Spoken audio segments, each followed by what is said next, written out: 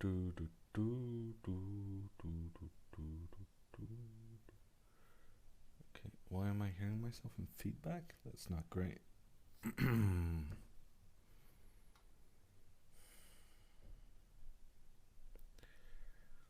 gonna be fucking annoying.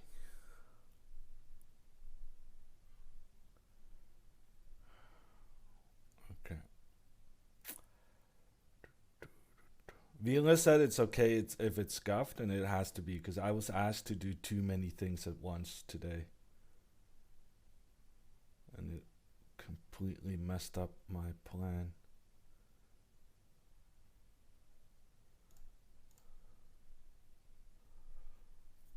Yeah.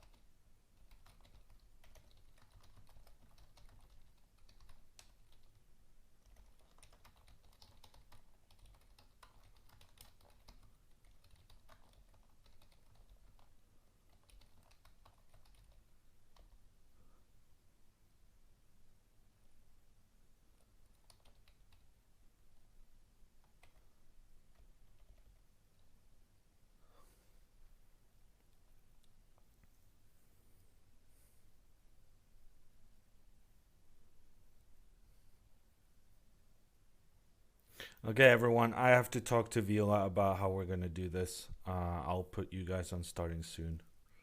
For the moment, Andrea is playing, but I need to figure out how I'm gonna show the games.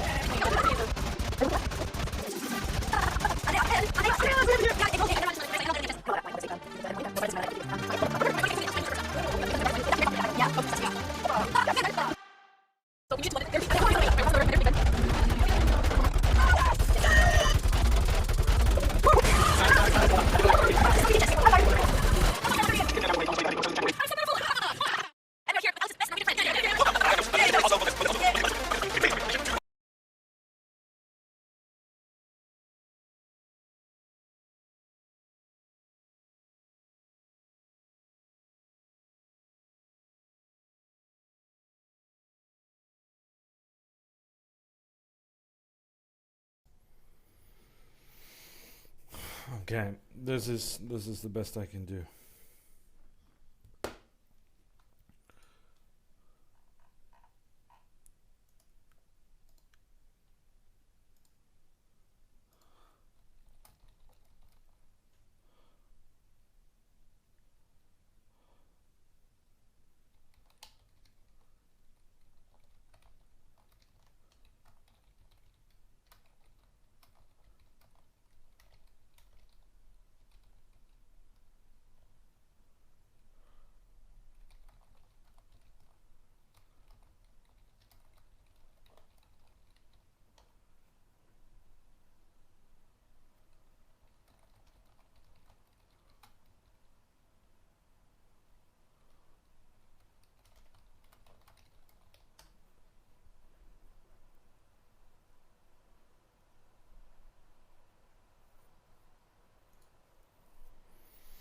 Okay.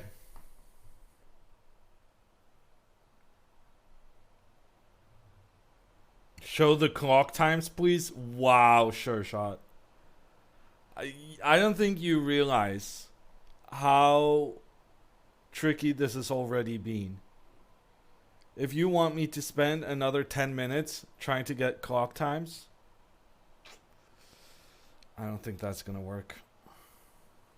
I'm not really sure that's what you want me to do deep down inside.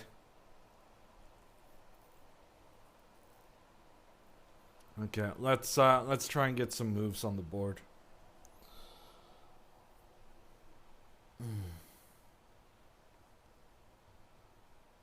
How boomer Hammer is? Yeah, that's me. Hammer the boomer. Okay, tell me the moves.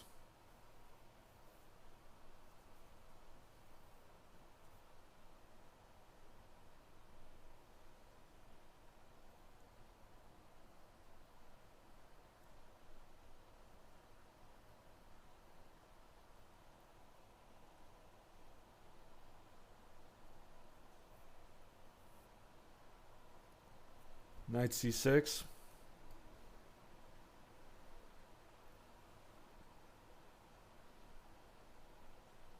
Knight f3.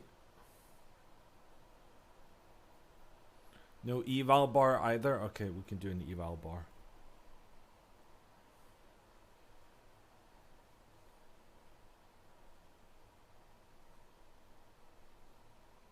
Bishop f5.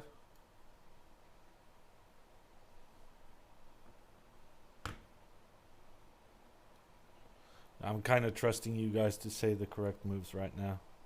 It's got to be a team effort, people.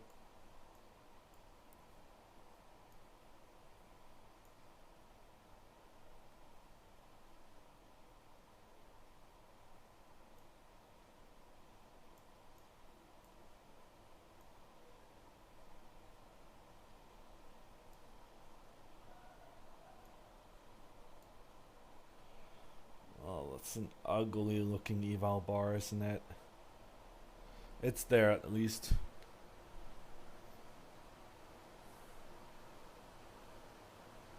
Bishop e2. e6. DC. She played dc5 here. dc5? Really? e6? Is this some kind of theory?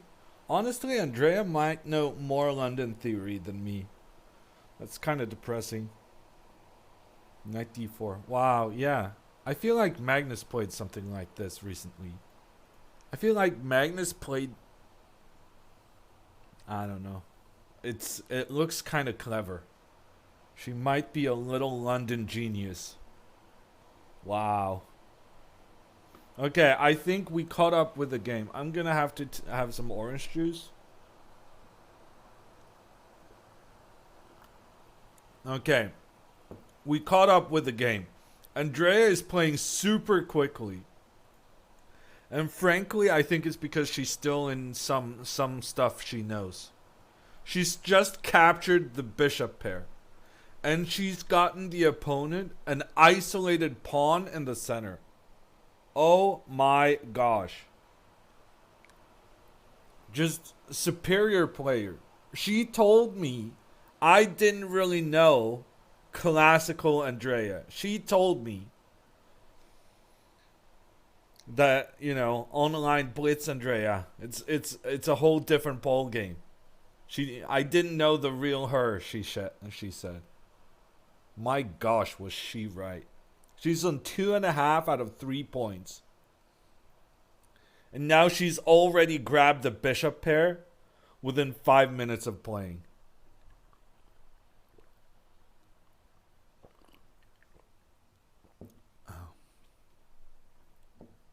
Are we watching Magnus or Andrea? I mean, Magnus 2.0 maybe. Where's the banana cake? No banana cake today. In general, today is just worse in every single way. I was asked to look at Nemo's games at the same time. It's just, yeah, no chance. Sorry. My mental abilities do not stretch to being able to do 2 games at once.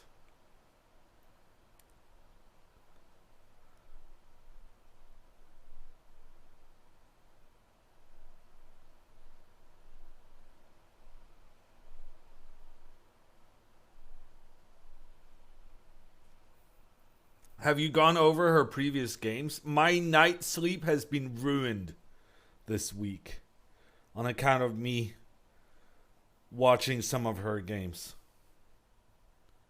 But on the other hand, I have been encouraged, so it's fine. Can we see the clock? No.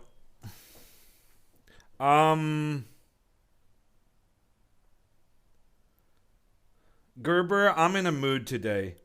So people asking for clock or doing scuffed stream and stuff like that, just time it out immediately. I don't want to see it. Ugh.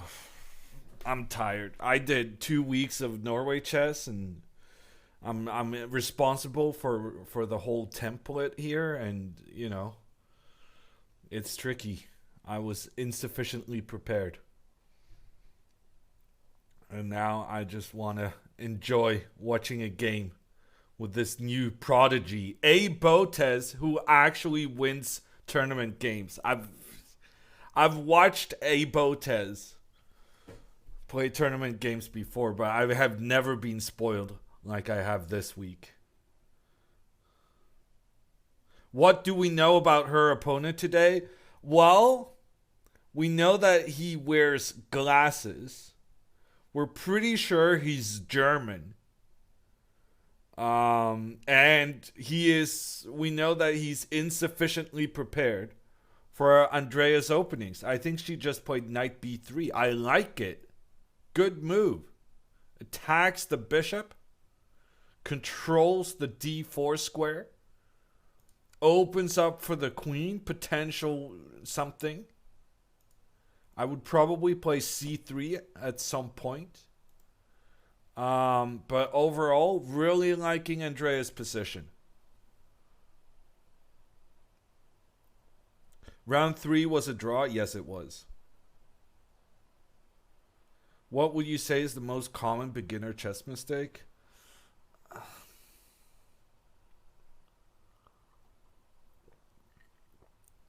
Thinking that exchanges and captures are 2 different things. I think beginners have a lot of focus on what they capture, and so they kind of don't really one of the important points to realize early on is the concept of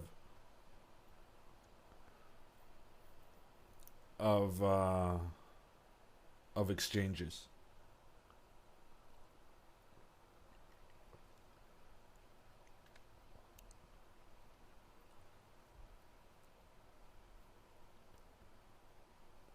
Can we get some analysis on what Andrea is drinking?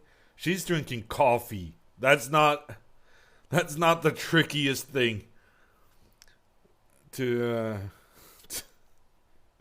to anticipate. It's 10 a.m. in the morning. She was up late last night. She's drinking coffee, people. Get off her back. Will Andrea gain feeder rating from winning games here? Yes, she will. Yes, she will. Actually, we thought it was more likely she was going to play some 2100 guy. But that guy, the 2100 guy, actually didn't have a FIDE rating. So I'm glad she got to play this German dude instead. All the Europeans have FIDE ratings. We're not like the US. We're not, there's no lack of FIDE rated tournaments in Europe.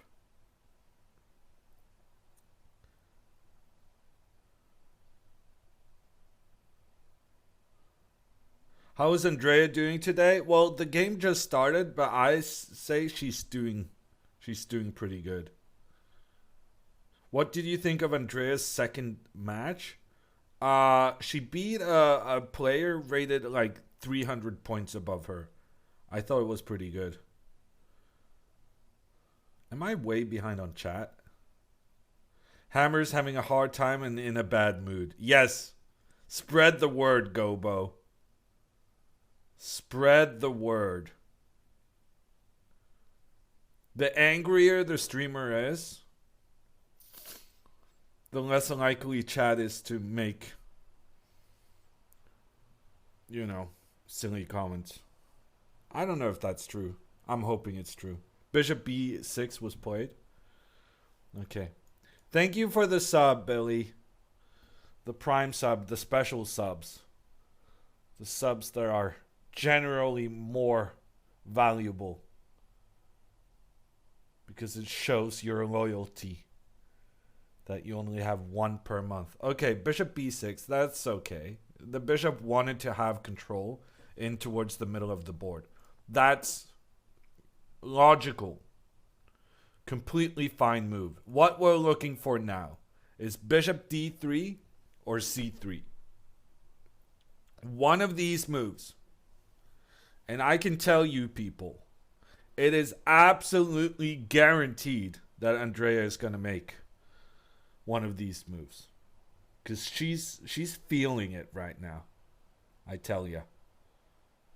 It was a draw last night, Dutron. Can you explain C3 and the benefits? Yes. C3 controls the square D4. If you do not play C3, there is a chance that at some point in the future, Black will play D4 themselves and kind of open up for the bishop and for the queen and for the knight. And yeah. So C3 is exclusively a preventive move. We want to stop Black from pushing their pawn forward, especially because this pawn is an isolated queen's pawn. It's an isolated pawn.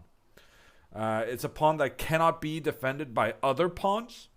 And as such, this black knight and the black queen, they're kind of responsible for keeping the pawn defended. But since they're busy defending the pawn, they're not going to be able to go on the attack. So having an isolated pawn is bad. Trying to get rid of the isolated pawn is good. And preventing the opponent from getting rid of the isolated pawn, that is the meme format? That's like the end of the meme.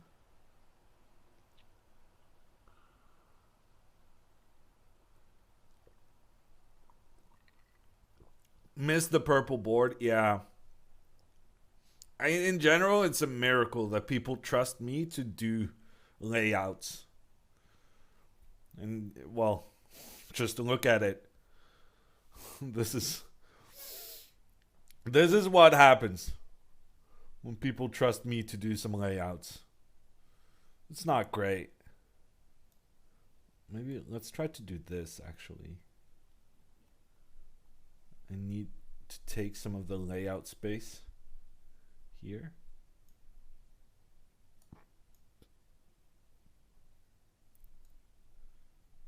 Oh, come on.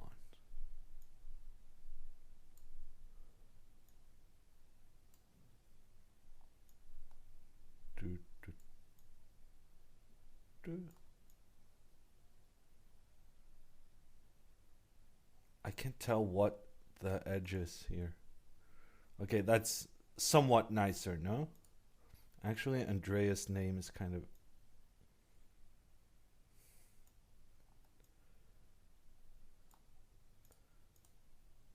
Okay, I think we're running with this. This is as good as it gets.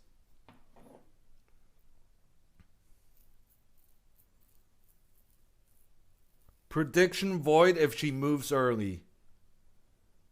Will Norway beat Sweden tomorrow? Yes.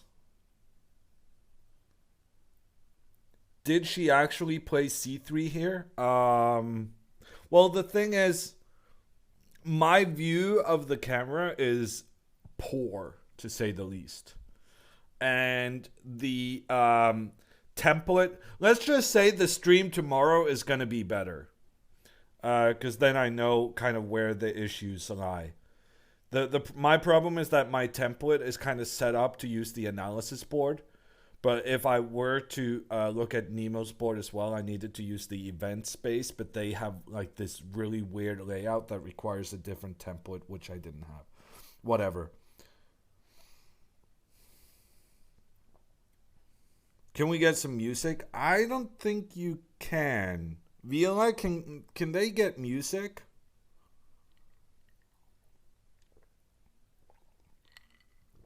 I don't think you can. Alex plays music, yes. Well, yeah, but you don't realize the trouble I'm in. Like, my Zoom call doesn't allow me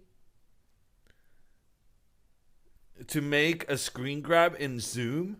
So I have a screen grab of my monitor. And I only have 2 monitors, and I'm running out of space. And if I move anything right now, the whole thing could break.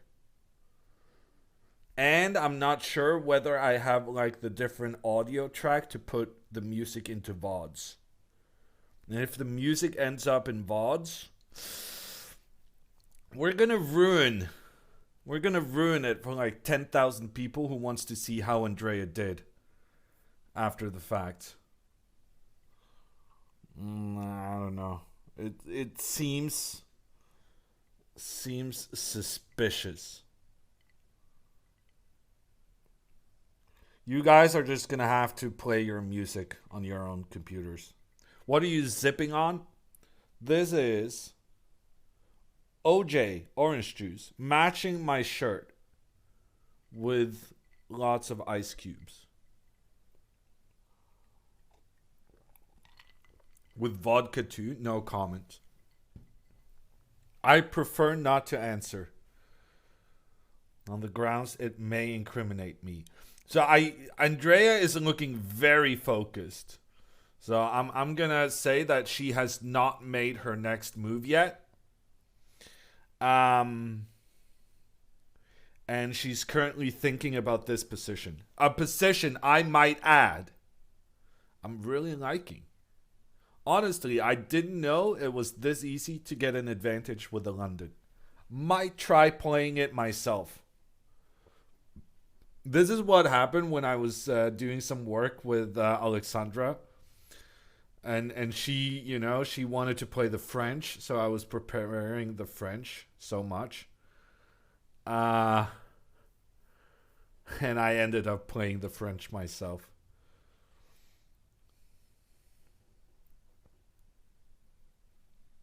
Bishop pair is basically a forced win. Well, that's what I'm hoping. That's what I'm hoping. Has she gone for the London in every game thus far? Well, clearly you're not a regular of the stream. Otherwise, you would know the answer to that question.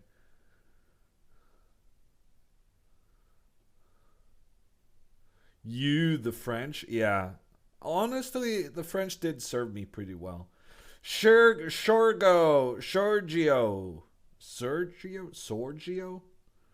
Thank you for the 8-month sub. Okay, she made a move. Knight d4. We do not like knight d4. We hate knight d4. Oh gosh. Oh no. I don't want to make it on the move.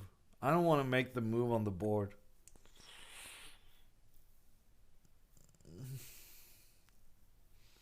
Okay, fair warning, people. The evil bar is going to make some movements right now.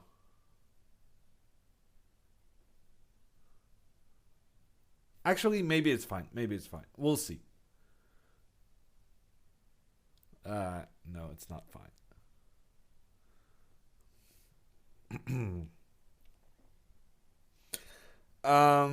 Yeah, so what happened is that instead of moving her bishop out and getting castled, instead of following the general opening principles, Andrea has opted to move her knight a third time in the opening, but in doing so, she's also allowing black to open up the e-file to attack down towards the white king, and if you try to prevent that attack, then the queen will come and make a double attack on 2 pawns.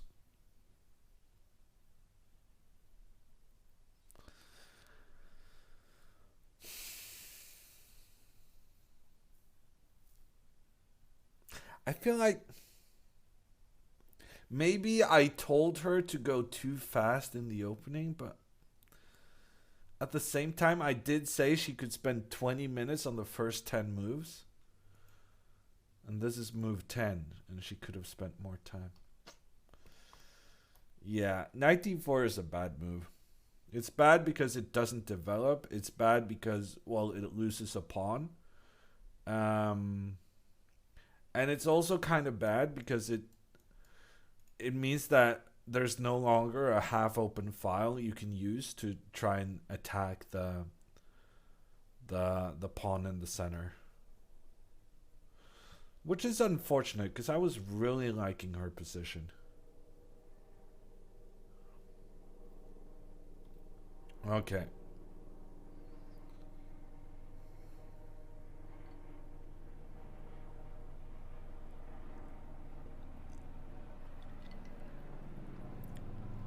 I blame the London system, says Alana. Well, blaming the London system is never the wrong move.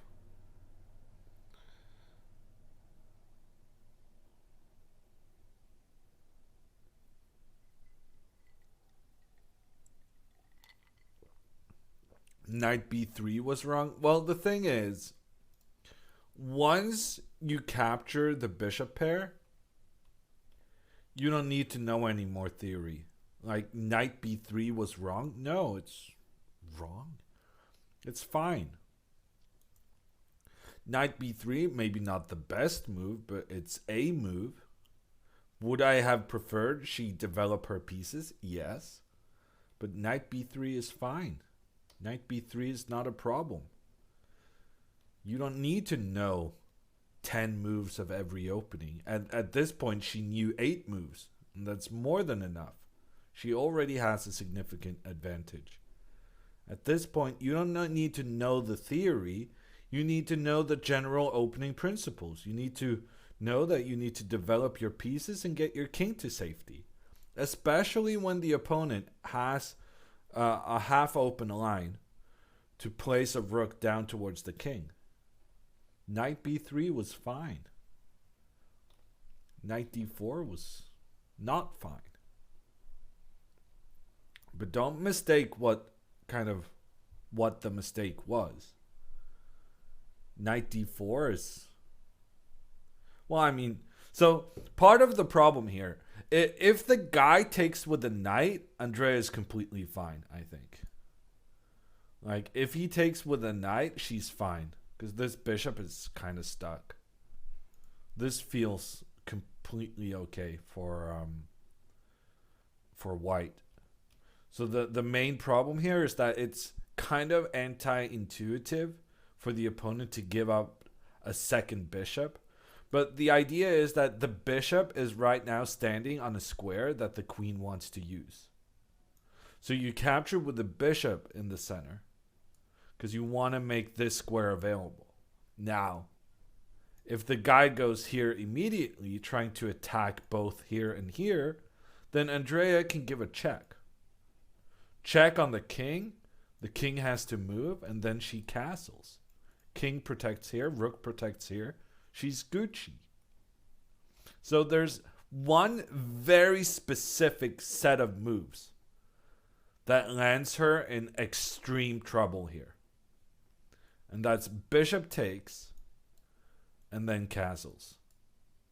Because now black has queen b6 coming up, and they got the king out of dodge so that they can set up for the rook to attack the king. Can Andrea win a title if she wins the tournament? No. Andrea is not playing for titles. She's just trying to raise her level and get some confidence.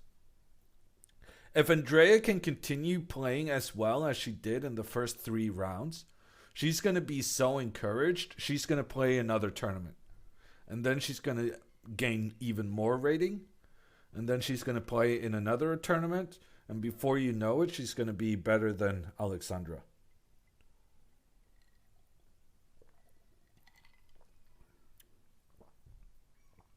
Bishop e6. Well, here I would say c3 probably. You wanna seek out these kind of opportunities to have your pawns protect each other as often as possible. The rook comes in, gives a check. You block with the bishop. And then queen e7. And here, because there are 2 pieces attacking the bishop, it feels a bit awkward for white. But honestly, the engine is saying advantage for white. So maybe this isn't that bad. Maybe just,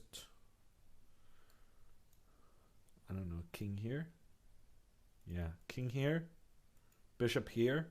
Pawn here. Like, long term, white still has like an advantage with the pawn structure. You can try to play something like this, then get your king out. Okay, maybe it's not. I mean, I think knight d4, the logic of it, I think it's a really bad move. But so far, we have failed to find any line that's actually a huge problem for white. King f1 is a big boy move. Yeah, but I am a big boy, though. That's what I'm capable of. Yeah, that's a very good summation, Bishop Stars. Knight d4 is a bad idea and forces white to find a lot of tough moves, while black plays natural moves. So she could have had a significant advantage just developing her pieces. Instead, she now has to find a lot of good moves to keep the game a little bit better for her.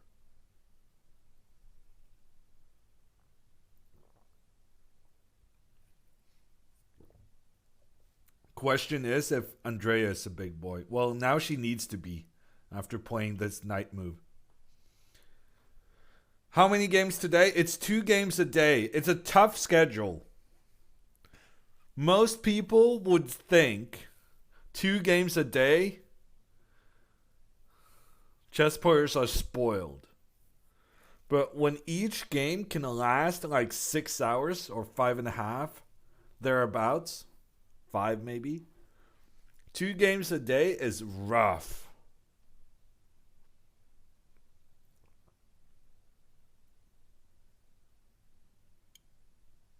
Yes, please sub to see Andrea. Whose turn is it? The guy who's sitting at the board. It's his turn. This is the National Open, I believe, in Las Vegas, Nevada.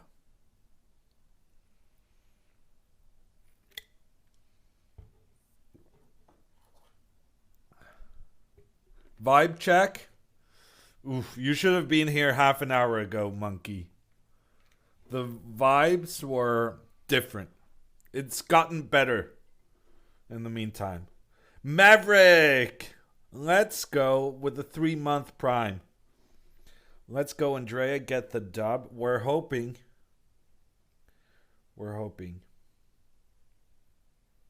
Knight takes. Oh, was a move made?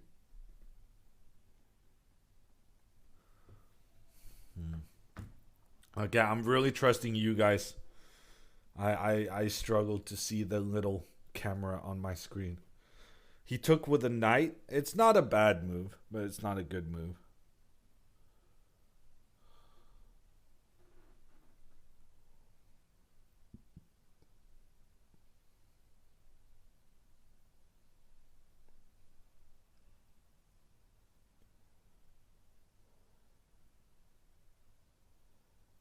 Based on postures, do you think Andrea will win? Uh, I don't know. I thought the other guy had pretty good posture.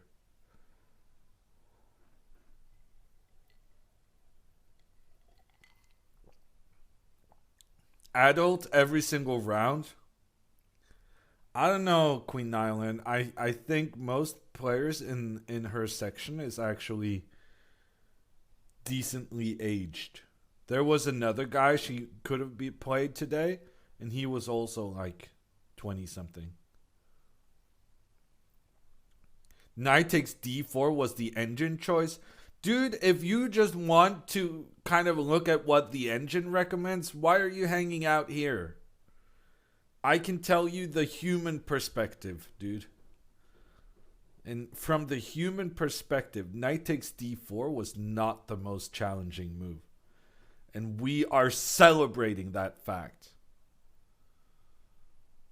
Why does the bar move if no moves are made after a while? So the bar just continually investigates the position.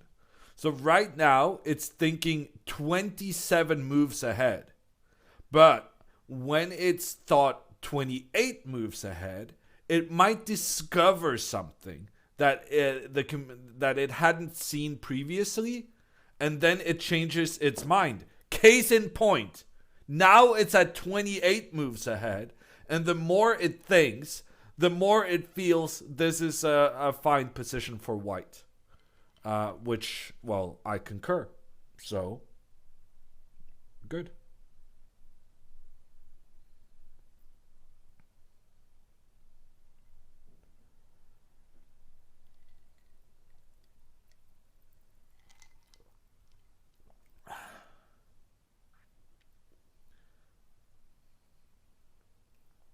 Why is it a lack of feeder rated tournaments in the US?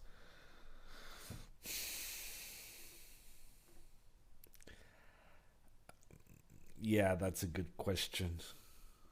There's a general lack of tournaments in the US. The thing about the US compared to Europe is that in the US, everyone expects to have a chance to win money.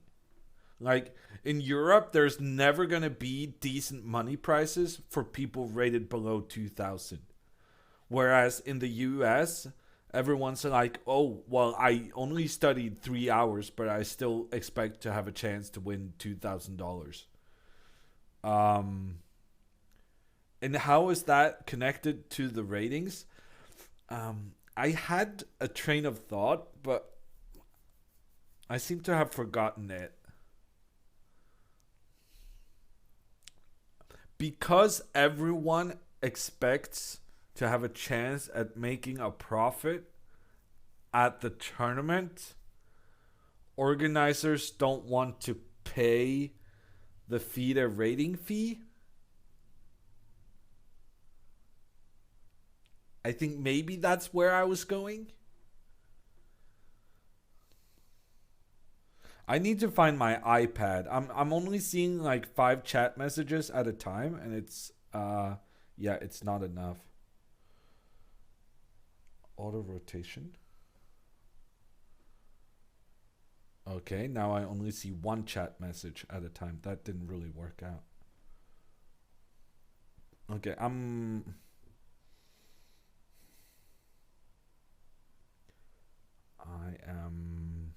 I am gonna what am I gonna do?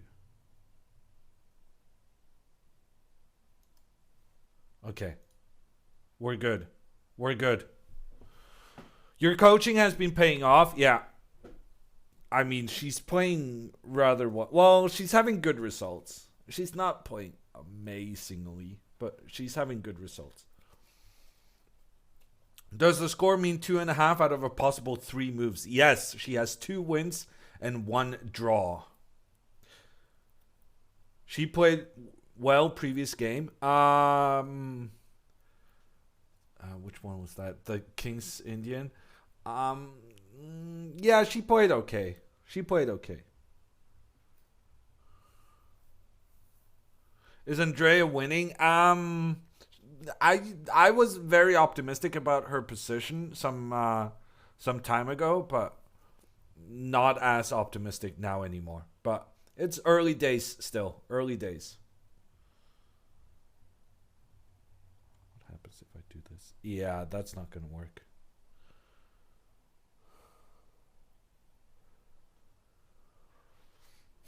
I need to figure out how I can. Bishop e2 played. Bishop e2 is a good move.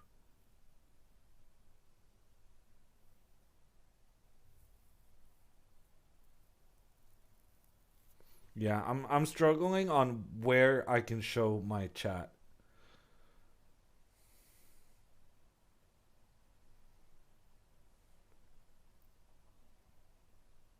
Organizers are looking to make money as well. Yeah. And so therefore they are less inclined to pay the rating fees. I don't know. I think it's also because the USCF rating has such a high standing in the chess community. Because what we did in Norway is that we just discarded the national rating system to only use the feeder rating system because it was pretty transparent and all of that. Andrea's playing a lot quicker today. Yeah, no, she's having good pace. I'm not sure I like all of the moves she made during this pace, but yeah, we'll see. Okay, so Rook E8 is almost guaranteed to happen at this stage, pointing down towards the white king. And then Andrea has to make a difficult decision. Because if she castles now, then Rook E4 seems rather annoying, attacking both the bishop and the pawn. And if the bishop retreats to protect here, then black just continues on, pushing the bishop away. And, well, you're in trouble. You're in big trouble. So, after Rook E8, I'm hoping she plays C3. The idea being that now all of these guys are protecting each other. So if Rook E4, we can simply move the bishop away. Not sure which square would be the best one, but let's say, well, let's say this here. Okay.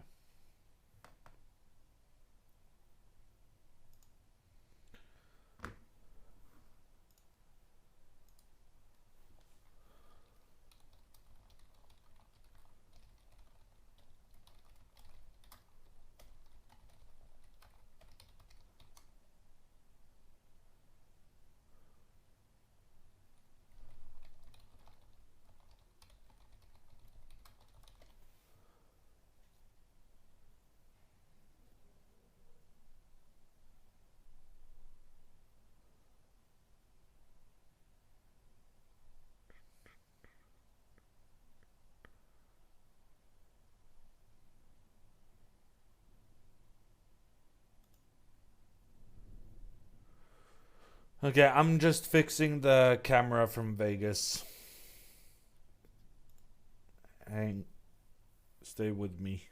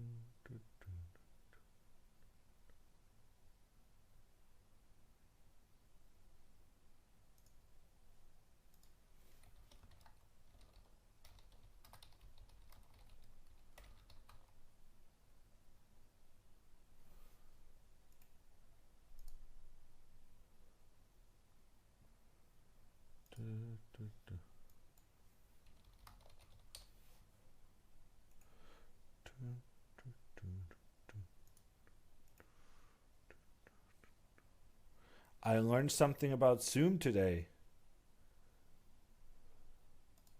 Guess that's something.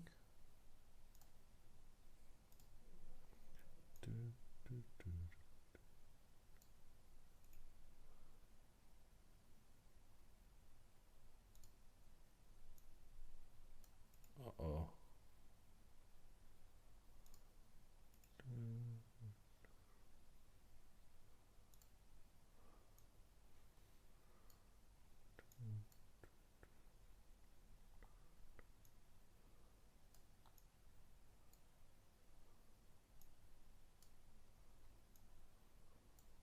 That is one gigantic Andrea. Not trying to scare you, chat, but this picture is going to be something else. Okay, minimizing.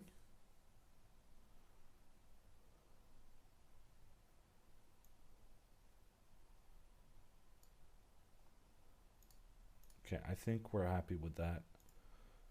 Poor guy's head is almost out of frame. I made him bold. Almost. His forehead is so big, it now looks as though he's kind of bold. I feel bad, but Andrea is so tiny that it kind of works. And now, yeah, that leaning forward post, that's what you should be doing, sir. That makes it work. Okay. There were moves. I'm back in chat. No, I'm not back in chat. Disconnected from chat. Oh my gosh.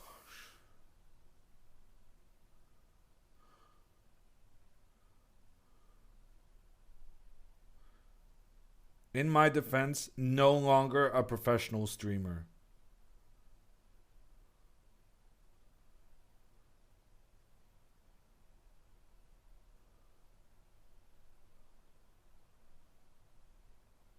Okay, I'm back in chat. Scuffed? Yes. Most certainly. He did not go rook e8. Interesting. The guy went queen e7 instead.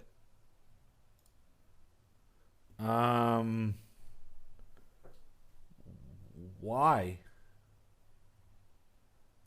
He wants to go here? Ooh, and he wants to get this one.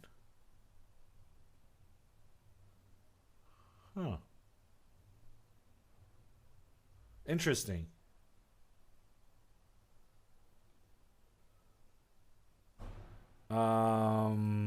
Yeah, actually this move is kind of clever. This threat is kind of annoying. I really want to play c3 to stop it, but then this guy comes in here, attacking both of these two. That's not great. But actually, maybe we can live with this. Bishop here, queen takes, bishop here, attacking the queen, protecting our rook at the same time. Queen steps back. I mean, queen here, castles. Okay, apparently not queen there. Oh, you just want me to take this one? Okay, yeah, fair enough. We can do this. I don't know. I didn't really like this. Yeah, he's challenging Andrea right now. But Andrea has a 20-minute time advantage. I'm not sure she's ever had a 20-minute time advantage ever in her life. What about castling? Castling no good. Well, we would have liked it if she castled earlier before she moved her knight 3 times. But now if castling, I don't see how you protect both of these two. I thought that was a bit of an issue.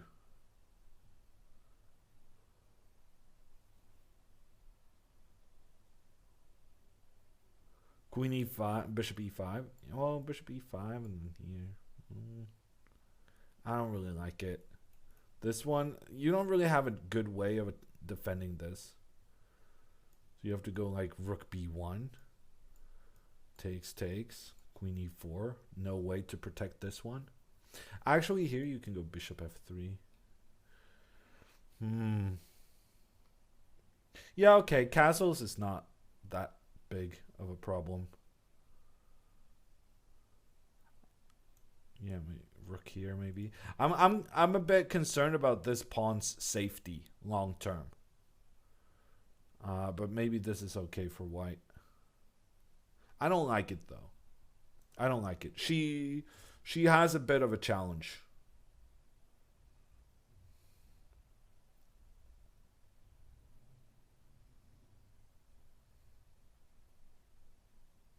Hand in face, is it concentration or stress? Hand in face is concentration, but there are many different face in hand poses. But basically, what she's doing right now is just holding her head in place. Like she's actively just holding up her head.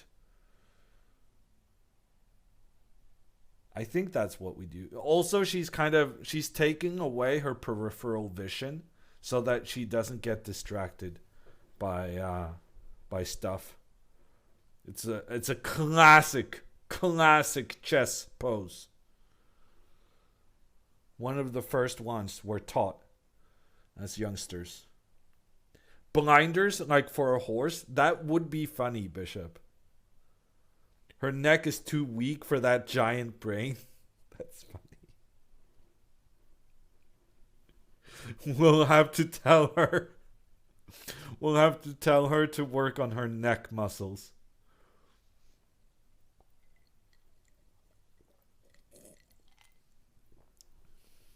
Teach us the chess poses? Okay. This is the classic Andrea was doing. I have to do it a bit stranger. She just blundered a pawn for no good reason.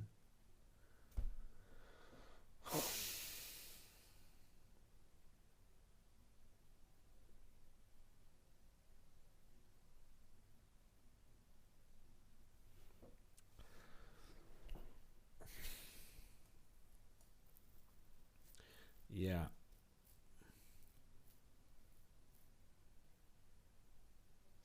I'm not. I don't know what went wrong. This is the first 10 a.m. game. Maybe it's just too early in the morning. But like, this is just game over.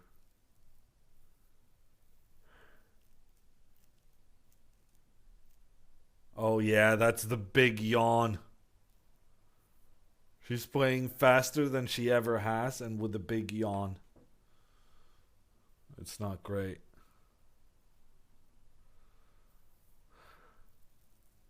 I feel like I jinxed her. She was doing okay until I did commentary. I did a lot of commentary for Alexandra's tournament as well. And that went to shit. I'm starting to think I am the common denominator.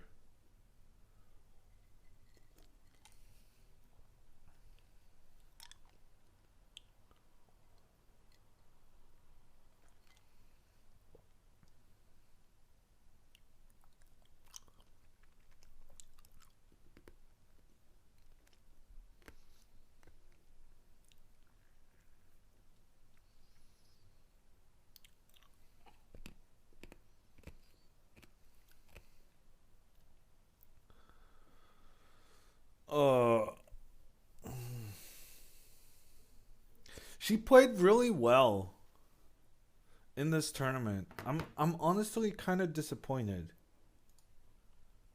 Like this knight d4 move, I mean, to me it just doesn't make sense. And yeah, queen e7 was tricky of the Torben guy. But I mean, blundering this was...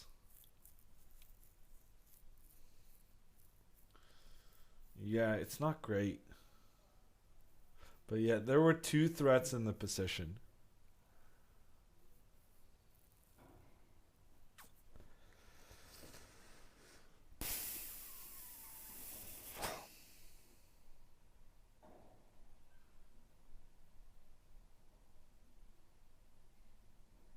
The more you win, the harder opponents you get. Yeah, no, Andrea's playing very tough opposition.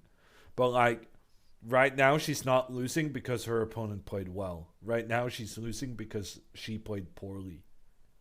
There's a difference. Because like her opening was amazing. I didn't even know this line. Apparently, I mean, if this is a thing, then I should probably be checking Andrea's London notes. I could probably learn a thing or two. I saw this video where Eric Rosen was saying, oh, yeah, no, he was watching Andrea doing openings, and he learned so much. Keimer, thank you for the sub. Let's hope he also plays a little poorly. Yeah, let's hope. Let's hope he gets low on time, to be honest. Time could be a thing here.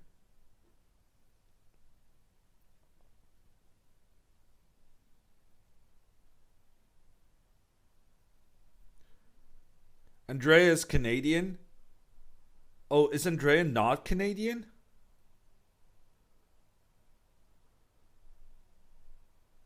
No, I mean, she's even born there, I think.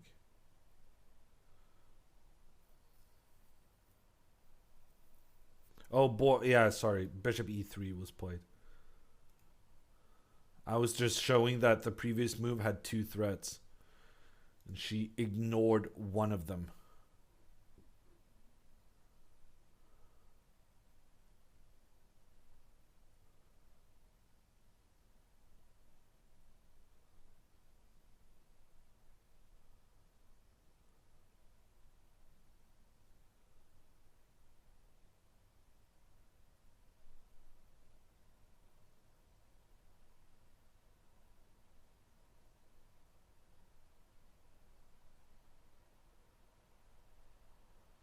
If she's Canadian, why does she speak American? One of life's great mysteries.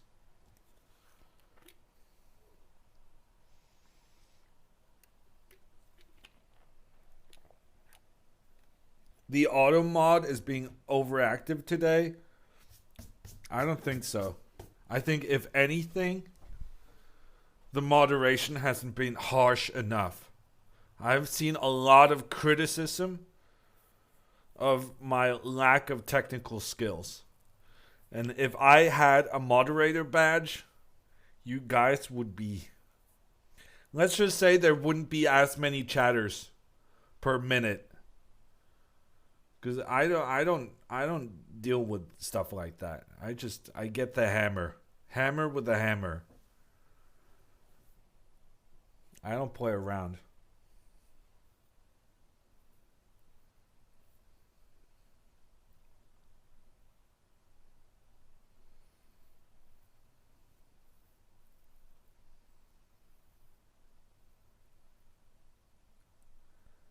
Will, thank you for the 31 months.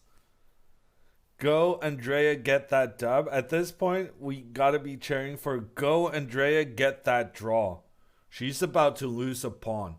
And it's the problem is like if Andrea were to lose like her A pawn or her H pawn, like if she were to lose one of these pawns, it would be fine. Not that big of a deal. But now, when the queen comes in, giving a check to the king, she's going to block with her queen. The pawn will be captured. Castles.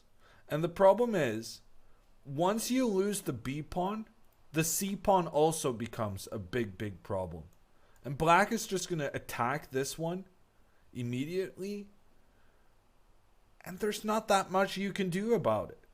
So basically what Andrea wanted from this position was that she wanted to go c3 so that these pawns are working perfectly together, protecting each other. But once you lose the pawn that's the furthest back, the rest of the pawn chain is in big, big trouble because then they can get captured as well. The base of the pawn chain is this one. This is the one protecting the next one, which is protecting the next one. Once you lose the base of the pawn chain, The rest of the guys are in big trouble. But she didn't want to play the c3 move because of queen e4. But it would have been a much lesser evil.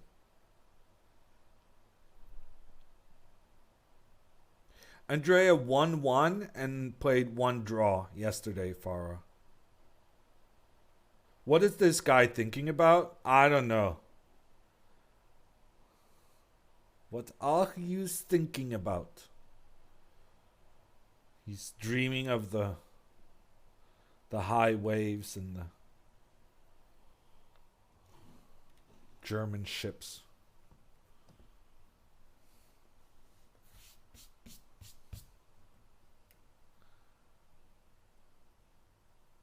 Was there a missed castling opportunity? Yes. Several times. Both mistakes Andrea made so far in this game could have been corrected by just trying to castle instead.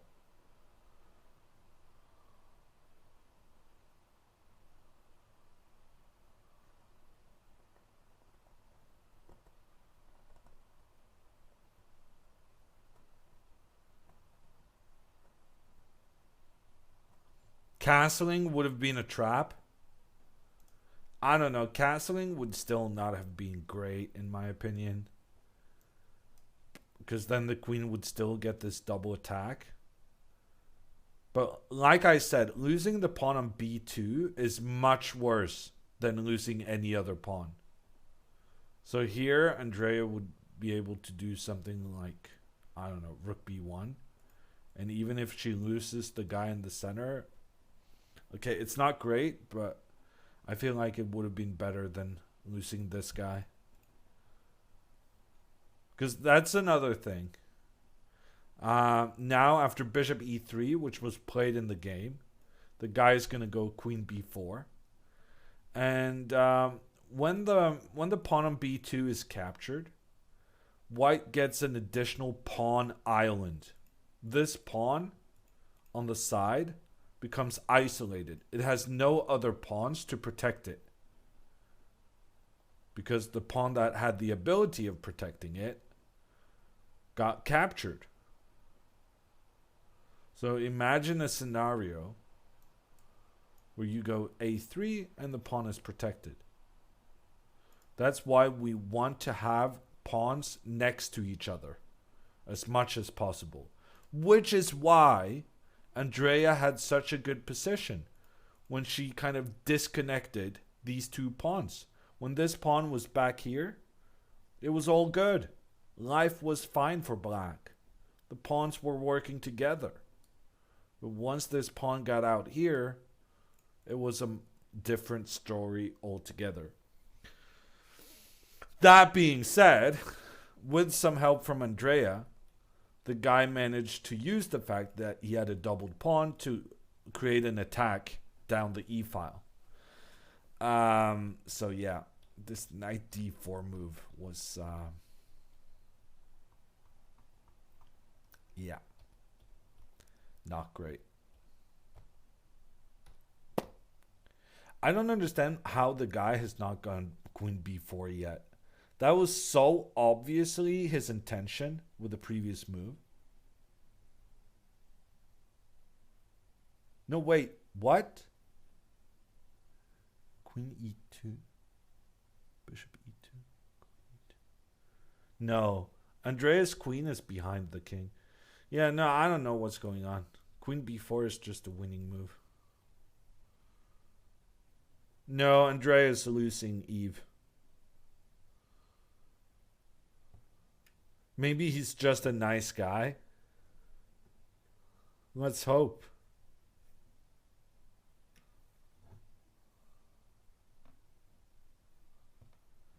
Why would you not block the queen b4 check with your pawn? I mean, you can definitely do that. But this pawn is in big trouble afterwards, regardless. Because once, like we talked about, right? These pawns protecting each other, it's great. Unless the pawn that's not protected by anyone else. All the other pawns are protected. But the base of the pawn chain is the problem. And here, once you capture that guy, there's a new base of this now quite small pawn chain. And to be honest with you, that guy is it's not the perfect placement of a pawn. Let's put it like that. Black has some easy moves to further attack on that square. So yeah, Andrea might lose 2 pawns in the near future.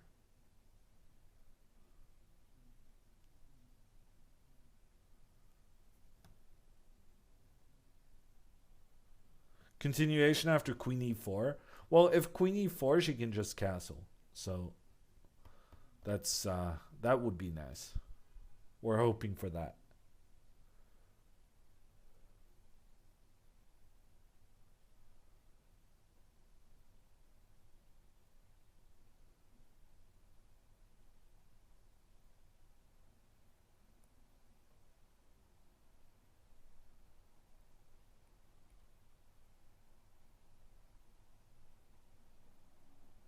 Why aren't they making any moves?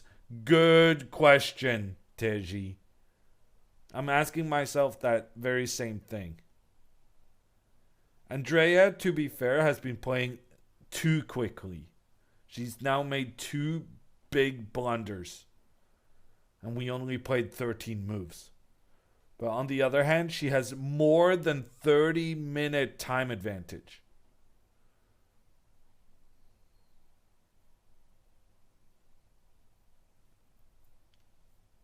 So maybe she can make something happen on time. I don't think it will, though, because the problem with losing all your pawns is that it makes it much easier for the opponent to play faster.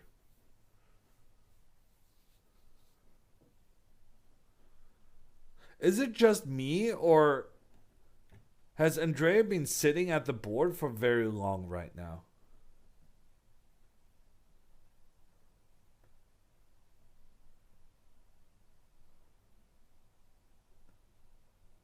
And she's yawning.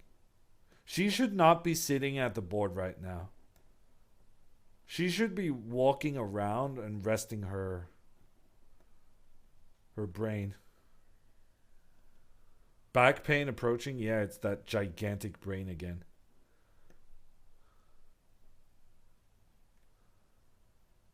She knows she made a mistake. Yeah, but especially when you make a mistake, you want to just get out of there, right? She's trying to intimidate. To be honest with you, I don't think she has the size to intimidate anyone. Maybe a squirrel. But yeah. I think she's sitting at the board too much. I didn't even realize that could be a thing.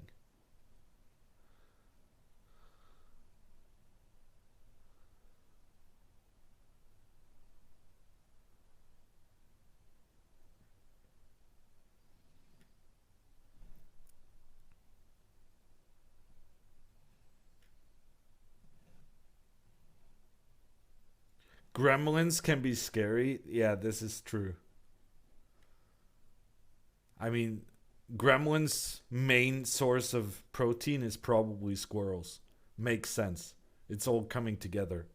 Also, where's her snacks? She told me she was good in the snack department. I don't see any almonds.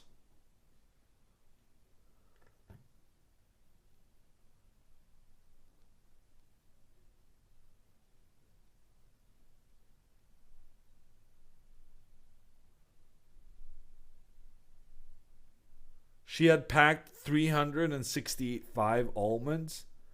Well, she's only playing 7 games, so she should have some of them for this. Okay, Queen B4 was played. And, yeah.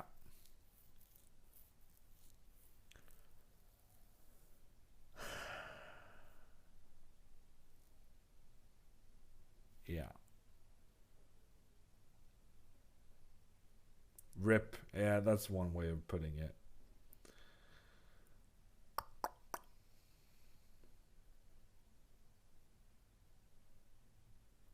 I remember you told her the 3 principles of chess openings and she forgot the third one.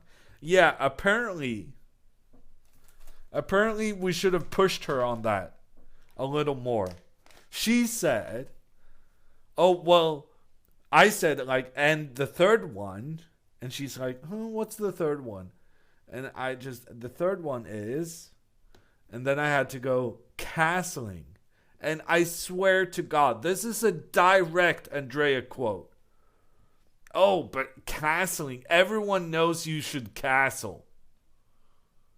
That shouldn't even count as an opening principle."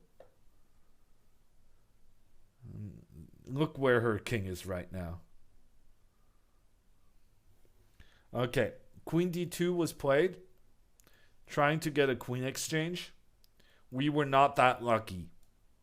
The queen has captured the pawn instead. Now this pawn is also in trouble. She's going to have to castle. Which is about time, I would say. At least she got it done.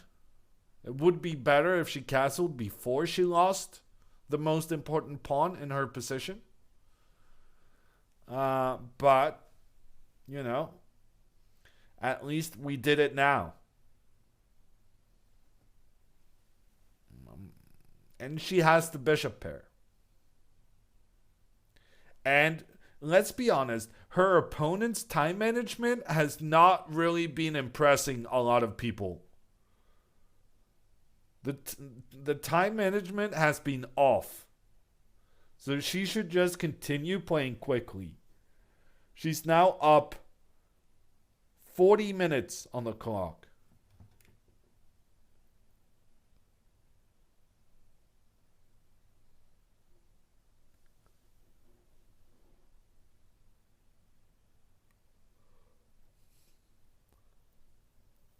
Is being down a pawn in this position really that bad? I think so. Yeah. I'm not sure. Maybe she can make a comeback. I have my doubts.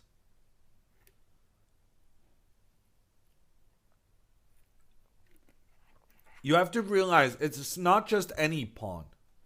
Like, if instead of this, if instead somehow the opponent was allowed to take the pawn on a3, this would be fine for Andrea. Pawn down, but she's still able to keep her pawns defended. She would have an open file for the rook. This kind of thing would be perfectly fine. But the problem is not only that she lost a pawn, it's what pawn she lost. She lost the pawn that was going to kind of help defend the rest. So now this pawn is in trouble. This pawn is in trouble.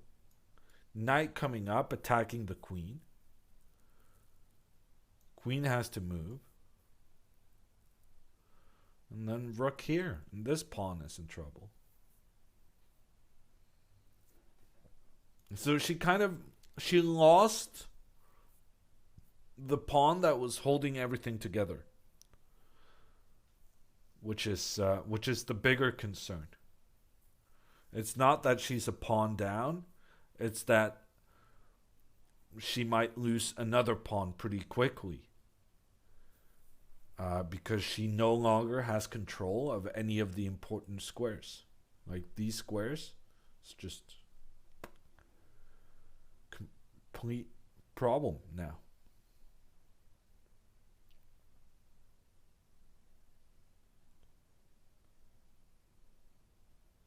Okay, so knight e4 was played. Andrea went queen d3. And I'm expecting rook to c8. Hey, Peg. Thank you for the 19 months. If you took her place in this game, in this position, do you think you would win? Uh yeah. Yeah. I kind of think I would. Actually, also, is there some kind of f4 trick here? F4 takes, queen takes, attacking down here.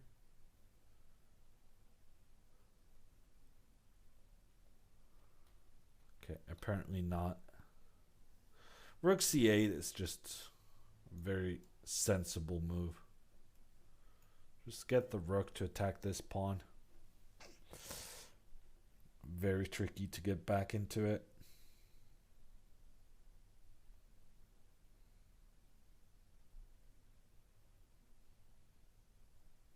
Okay. I'm gonna have some almonds.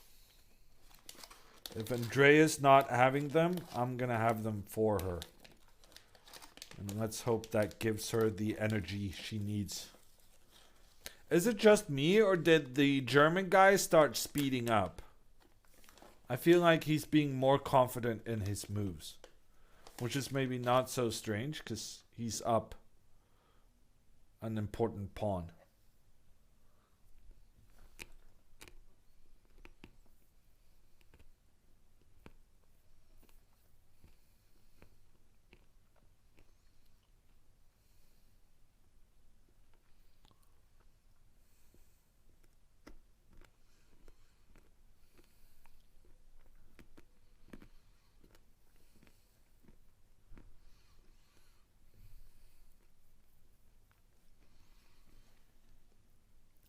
I'm more of a cashew than a pistachio kind of guy.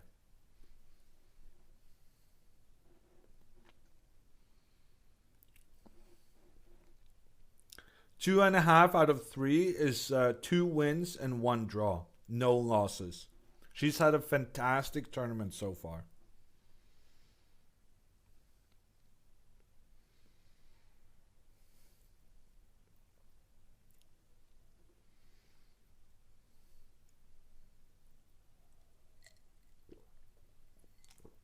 Almonds over walnuts.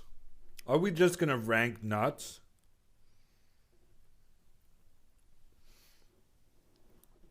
I don't know. I prefer almonds for snacking, but I prefer cashews in my Thai food.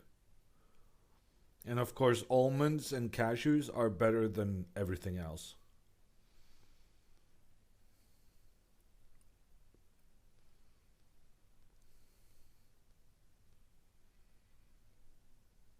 What's her opponent's score? 2.5 also? Yes. So in this format, since there are more players than there are rounds, they have a system that they play other people who have the same amount of points as yourself. So if you're doing well in the tournament, you're playing against other people who did good. And if you're playing poorly, you play other people who played poorly. And right now, part of Andrea's problem is that she played so well so far in the tournament, she keeps getting these very tough opponents.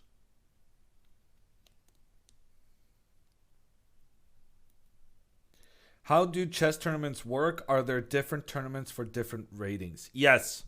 So Andrea is playing in the section for under 2100. But there are also sections for other ratings so that you're able to play against people your own strength, except the kids who gain like 500 strength during the pandemic but have yet to show it in their ratings. But yeah, in general, that's the idea that you're always supposed to be able to find opposition at your own level.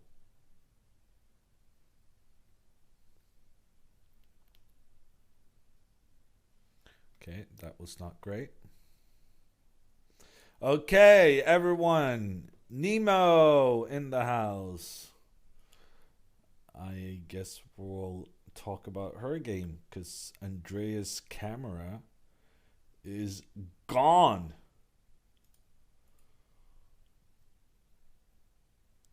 Let's see.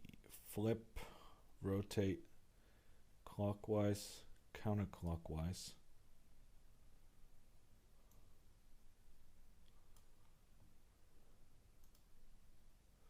Okay, we got Nemo in frame. She's doing really well. I saw an endgame she won yesterday or the day before that. It was really instructive.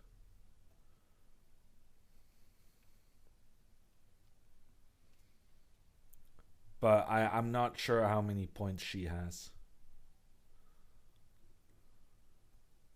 Nor do I have her position.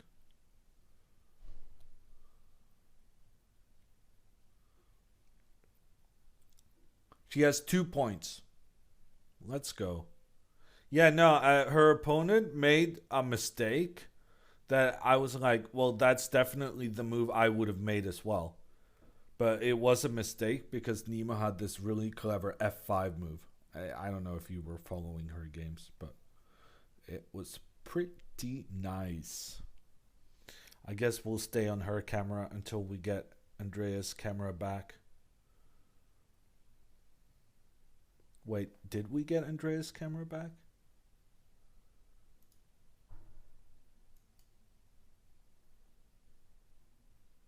Wait. Now she's upside down.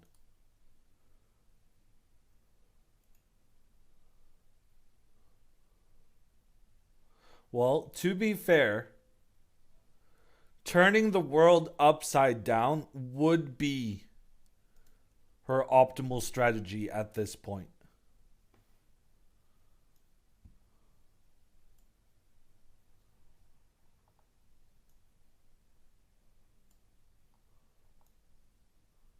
Probably the only way she can get out of trouble.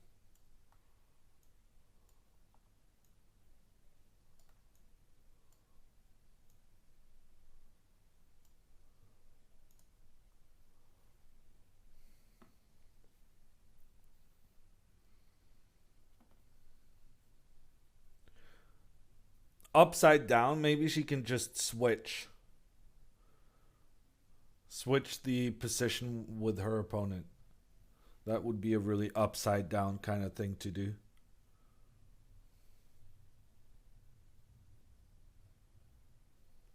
Sinking lower and lower into her chair. Yeah, it's tough. It's been a weird opening. She played the first 7 moves better than I would. And after that, there's been some unfortunate decisions.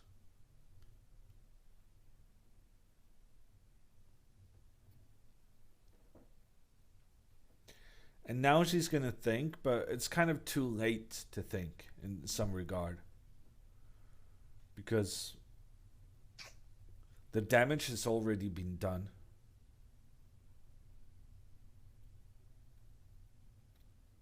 How long has it been since she played in a tournament like this? I think it's like 3 years, which is quite a lot of time. So she lost. She's losing. She hasn't lost just yet. And she has a massive time advantage. But my concern now is that she's gonna. It's such a typical thing, but sometimes you spend all your time after you've made the big mistake. Because very often we spend the most time when we're having trouble finding a good move. And so it only makes sense that you spend extra amounts of time when your position is bad because there are no good moves. And right now, Andrea has the no good moves disease. And that's gonna cause her to spend 30 minutes on the clock. And if she instead spent 30 minutes on the clock before she got a horrible position, maybe we wouldn't be in this mess and her time situation would be the same. So very often chess players have the opinion that it's better to spend a lot of time to avoid getting into a bad situation, which in itself costs a lot of time, than making a quick move and kind of getting into trouble. And this is why chess players have the most horrendous time management in the history of the world. I would never ask a chess player to be responsible for anything that has to do with calculating the amount of time it takes to do something. Because as far as a chess player is concerned, as long as there's more than 10 seconds on the clock, you can always spend a little bit more time.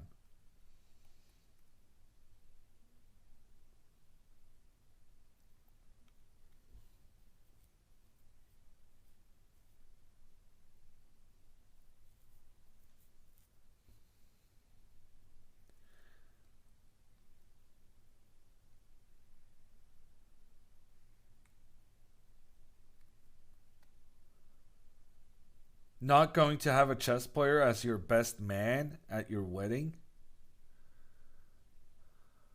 I'm not sure I understood the joke.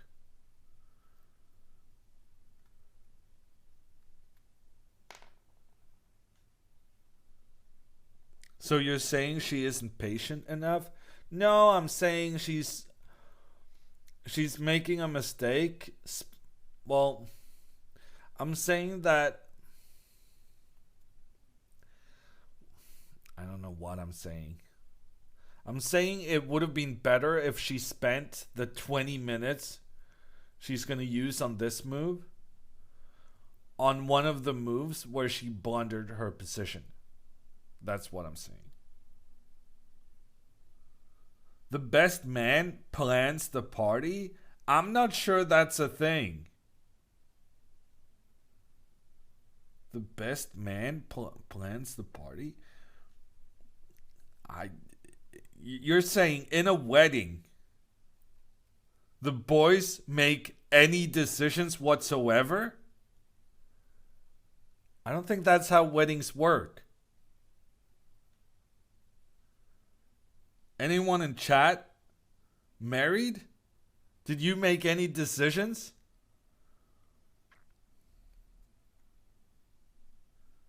Oh, bachelor party? Well, yeah, sure. I don't think time management is the biggest problem with the bachelor party.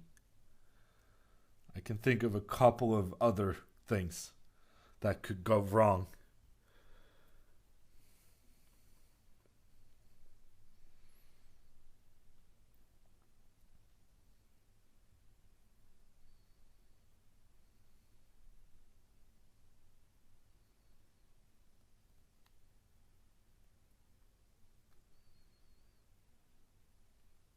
Knight, rook c1 only move. I guess it's a move. It's not a good move. It might be still the best move. Rook comes, attacks queen. Queen tries to trade with the black queen. Trade. f4. Attacking bishop. Bishop captures. Bishop comes in the center. Attacks towards the white king. It ain't looking good. There are some problems to be solved in the position.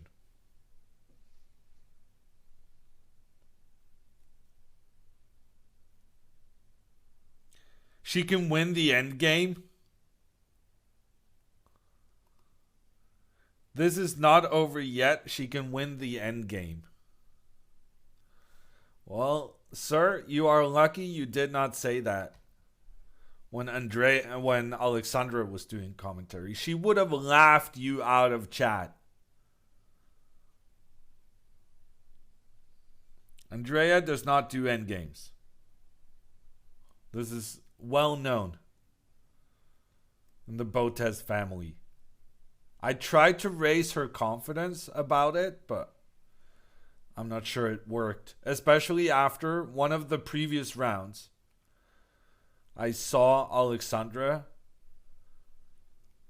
making some comments on Andrea's endgame abilities. They were not encouraging.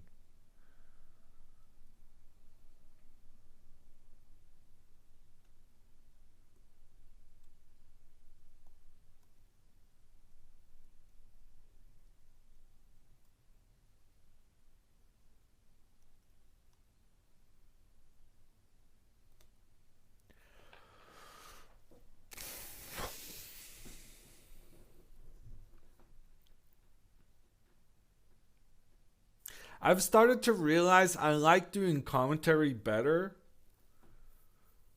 when Andrea is winning.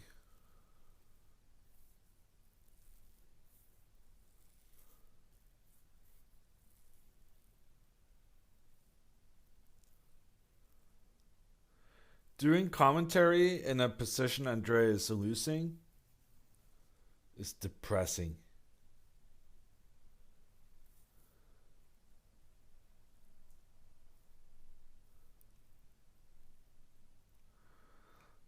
The vibes are low right now, people. The vibes are unfortunate.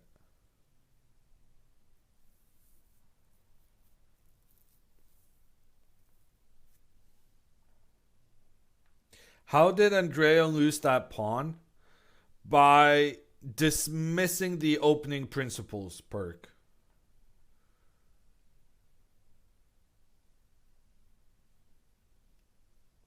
Chat needs glass half full commentary. Yeah, I know, MapRail. And yet, they hired the most pessimistic guy in the Western Hemisphere to do the commentary. That was probably a mistake, come to think of it. Hammer's not really built for keeping optimism in bad positions.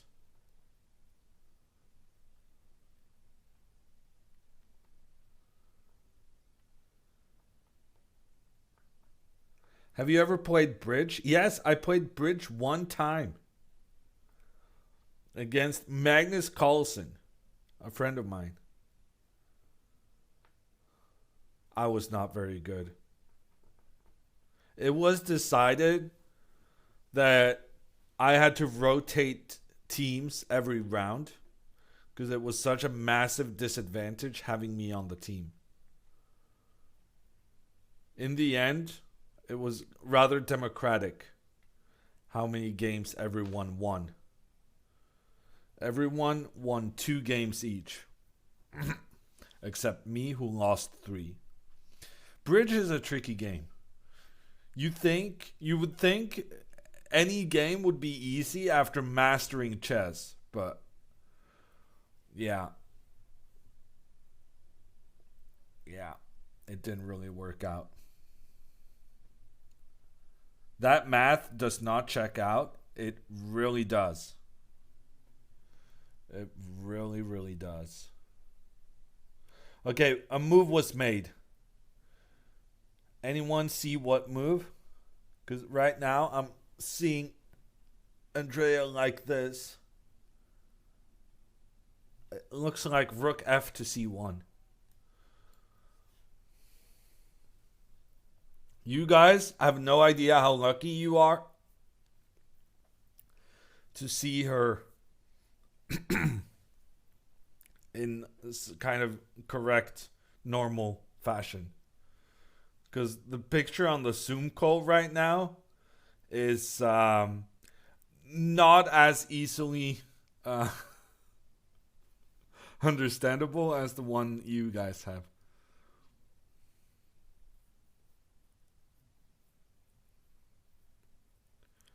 Oh, Anna Rudolph is in chat. That would be great to have Anna commentate, because she is the most positive person I have ever known.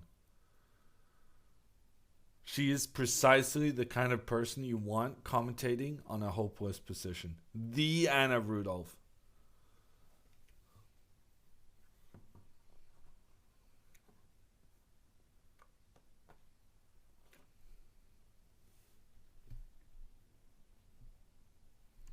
Does she need to trade queens on b3? Honestly, if Andrea could get a queen trade here, that would be pretty good. Like, if the opponent is indecisive and we can get a trade of queens, let's even take back with this guy. Like, just try and make tons of trades. That would be pretty okay. That would give me some optimism again. But I'm not sure that's what we're going to see. I think rook to c3 attacking the queen. Queen is going to move. We're going to trade the queens. And then we're going to push this annoying little f4 move. Dislodging the white bishop. Allowing the black bishop to get in. Attacking the king. And, yeah. Probably, honestly, winning this pawn as well. It's not great news.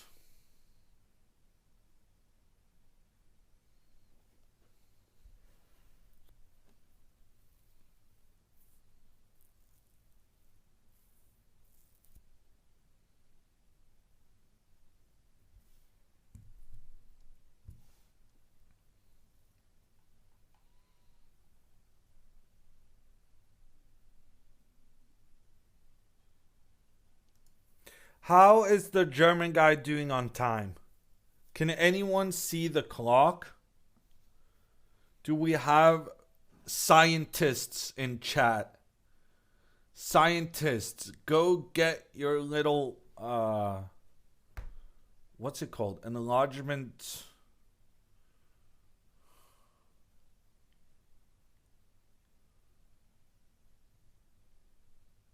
This is like kids' knowledge. Magnifying glass. Thank you. Go get your magnifying glasses and figure out the time situation. The only thing we can be positive about is that Andrea's opponent has spent enormous amounts of time. And if he continues in that vein, he may make a mistake pretty soon. An enlargement. Yeah, it was not the greatest word to say on stream, Zach. I agree. But I couldn't remember the right word. You know, non-native speaker. That's my excuse.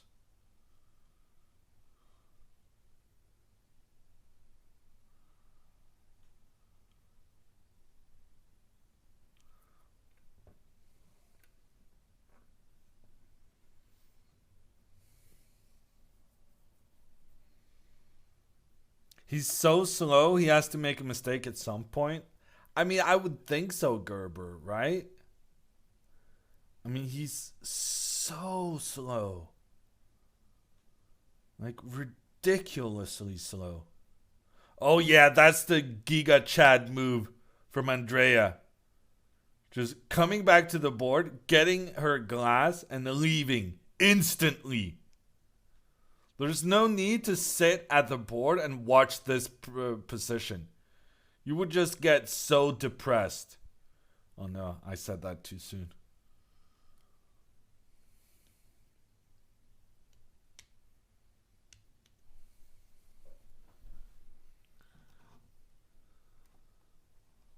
How is clock a bad word? They don't know, chat. They don't know.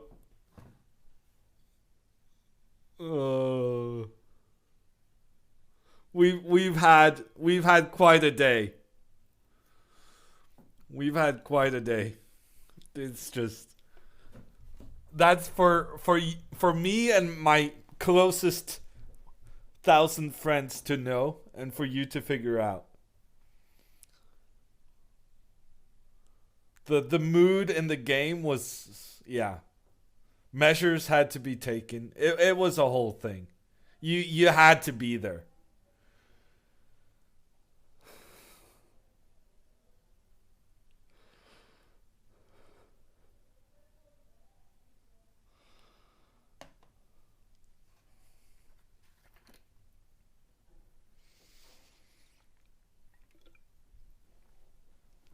Okay, let's hydrate a little bit.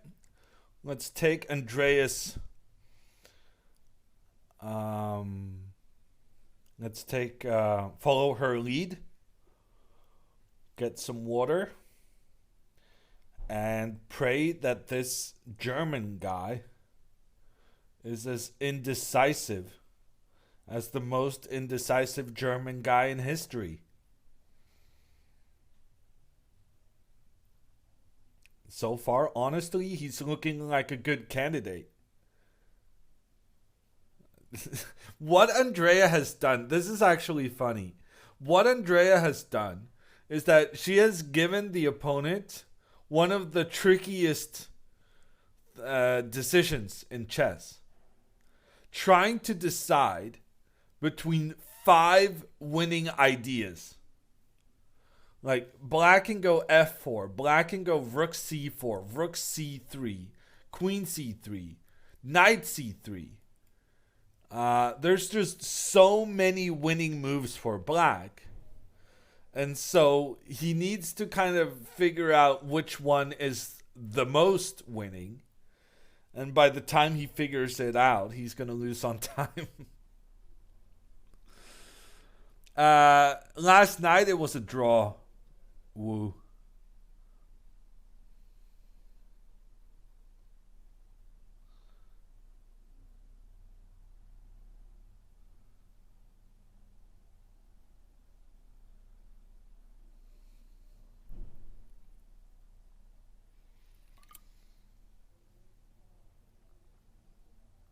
Against who? Some 2100 guy with the black pieces. It was a good result. Not sure she's going to be able to follow it up here. The curse of the London system. When you play the London, you deserve to lose. And that's what happened to Andrea here, probably. Hey, food stamps. Andrea did not, in fact, win yet.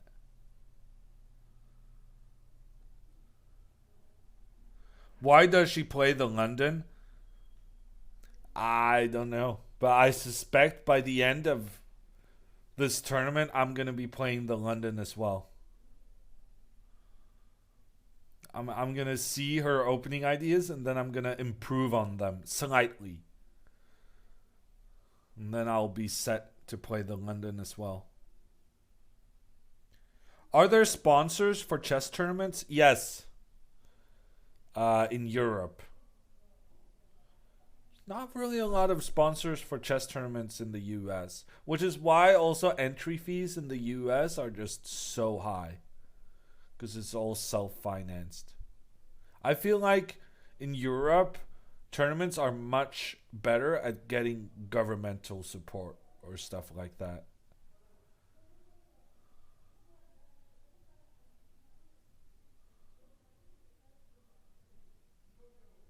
Is she out of the tournament if she loses this game? No, Adam. So the system is that you play 7 rounds regardless of your results. It's just that your result determines who you play in the next round. And the idea is that you play against someone who's doing approximately as well as you. So, for instance, now Andrea has 2 wins and 1 draw, which is a fantastic result. But that also means that she's playing another person who has 2 wins and a draw. So, like, the more you win, the tougher it gets.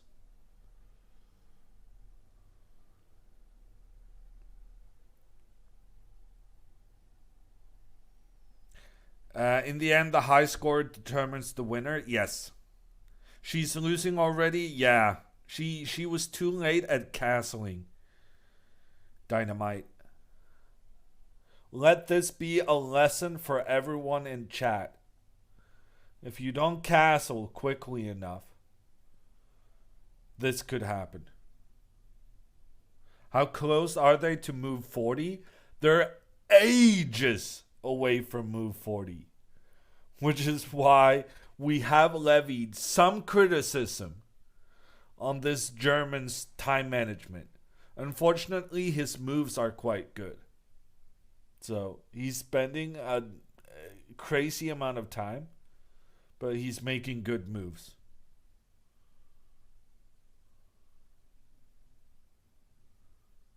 Rook c6 played. Okay.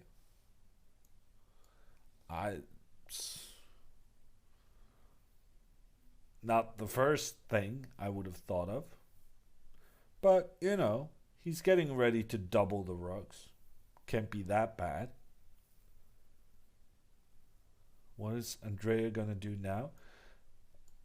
Queen b3 would be nice to try and get a trade of queens. But the problem is that it blunders bishop takes d4. And now white has two bad options. Like, either you trade the queens, but then there's a double attack on your rooks. So then you're 2 pawns and down, and you're about to lose your rook as well. It's not great. But at the same time, if you take the bishop instead, the queen enters the center of the board and starts attacking down towards your king. So in summation, queen b3, not really a viable option, unfortunately. So that means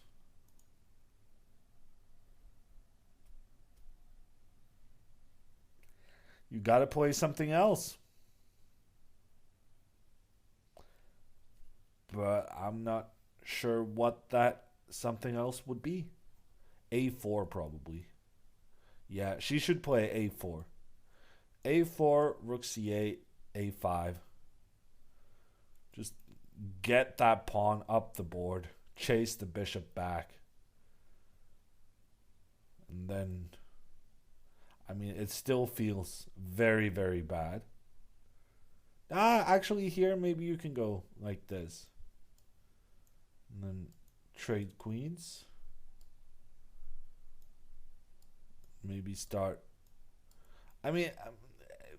At this point, once Andrea starts attacking something, we would consider that a success in itself. Like, I don't even care that she's down 2 pawns in this position. At least she's having some threats against the black position. So yeah, A4. That's got my vote.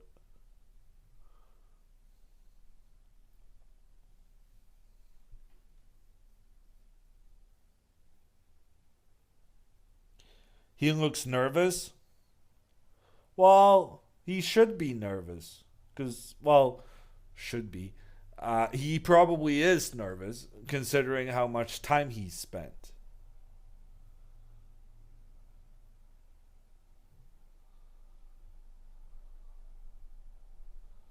How about pawn f2 to f3? Is that a good move? Pawn to f3 is not a good move, because even though it attacks the knight, it also means that the pawn is no longer defending the bishop. So, if you go pawn f3, the rook comes up, attacks the queen tries to run away, but then you can capture the bishop. And this is bad. This is very bad. There's threats here, there's threats here, there's threats here. Yeah. It's not good. Never play f3. Yeah, that's pretty much how we can sum that up.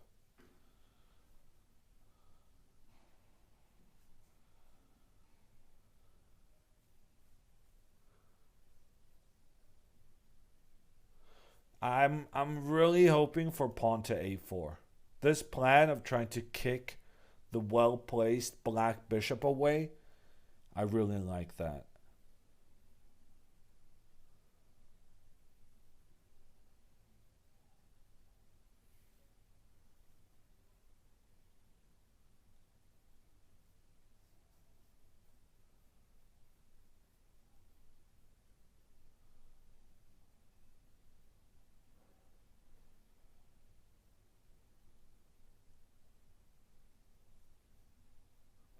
Who wouldn't be nervous playing with 10K Twitch viewers? That's the thing about the Twitch audience. People who watch Twitch genuinely believe that everyone else does it too. But if you take the whole concurrent viewership on Twitch, I mean, you couldn't even fill a country with that amount of people. Andrea was also talking about this before the tournament. Oh, everyone's going to know who I am and they're going to know my openings. And I'm like, chill out, girl. You're not that famous.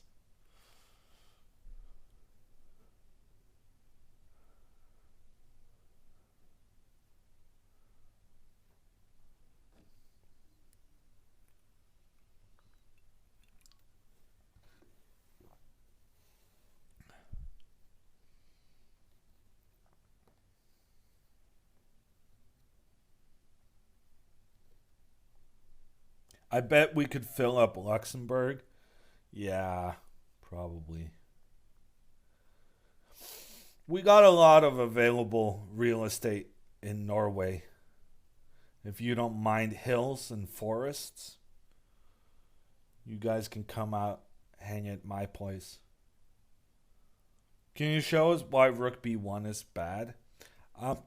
There's actually two rooks that can move to the b1 square. If you move the right one, you lose the right pawn. If you move the left one, you lose the left pawn. End of a lesson. Come to my TED Talk. Give me money. Sub to the channel. For more of these high quality insights. The guy is genuinely still thinking, oh no, he moved. Andrea! This is another thing. Once you have a hopeless position, you might as well play quickly. You might as well just get it over with.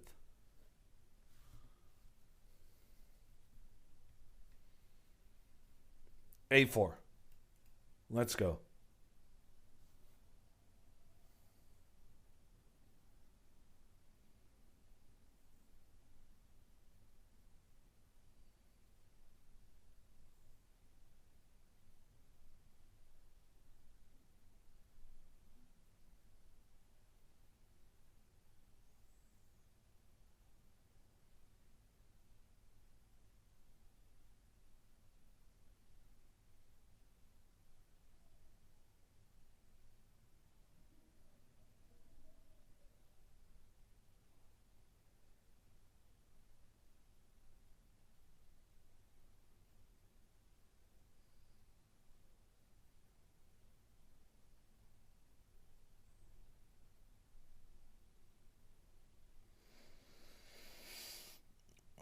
Is Hammer sleeping? No, well, kind of.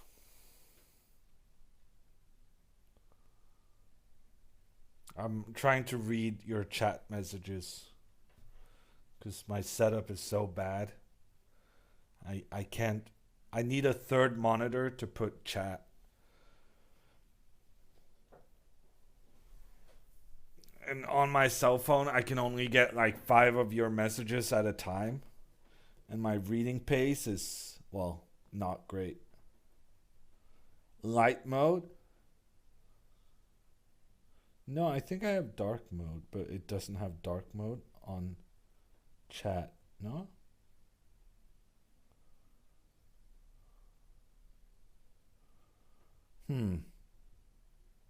Now I'm invested. How do I get dark mode on the Android app?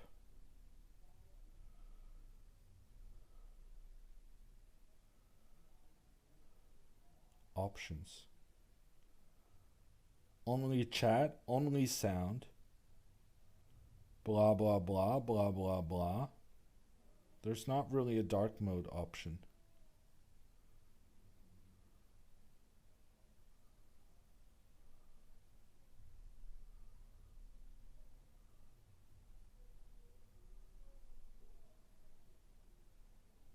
Rook b3 was played? Well, there's no rook that can go to b3. So I find that unlikely to have happened.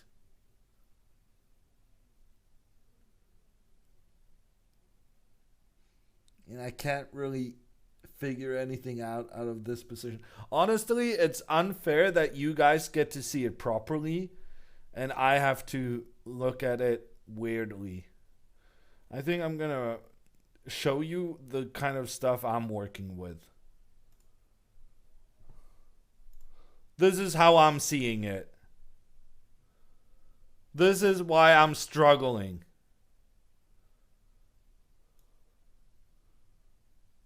This is why I have to twist my head trying to figure out if any move has been played.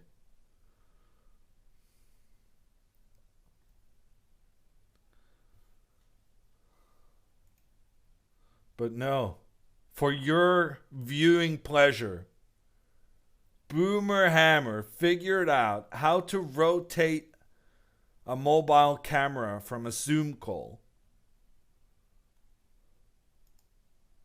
so that you're able to watch it as if nothing has happened. Okay, she made a move.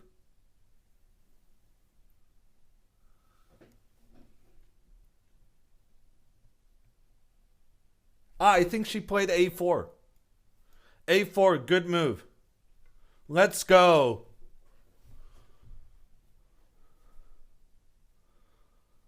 Let's go. Best move on the board.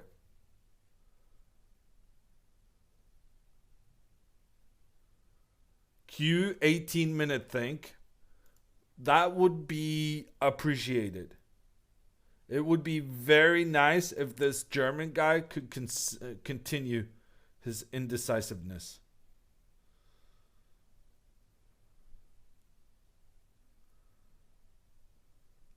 Will she win money in the end? I find that unlikely.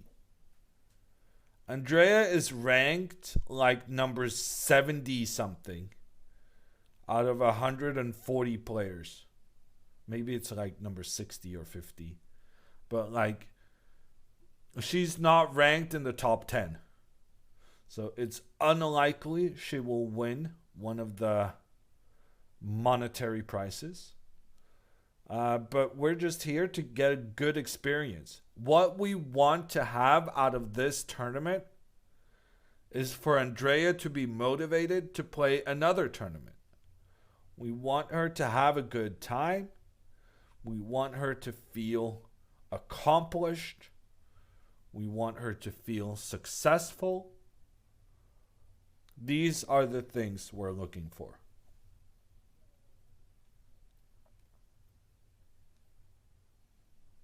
She's in 17th place right now. She's much better than that.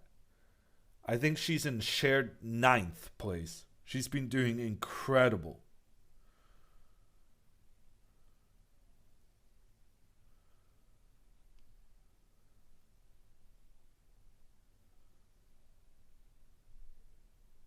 Where's Alexandra?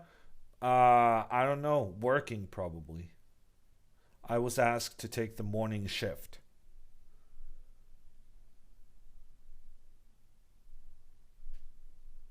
Why is time banned? Don't question it, people. Don't question it. Asking why something is banned? It's probably gonna get you banned also. Just putting it out there. Gerber, how about we also ban why is? I'm not sure that's the best phrase to ban in an educational chess stream. Fortunately, this is not an educational chess stream. Okay, so can we get an update on what the bans are? Clock, time, why is, and there was also something else that really annoyed me. But I forget it now. clock time timer. Let's go. Boomer? Yeah, maybe Boomer should be banned.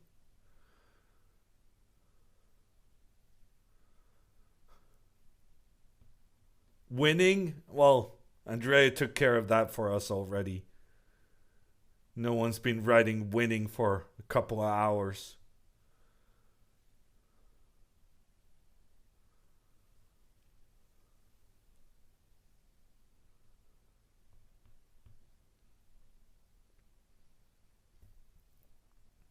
How is Nemo doing?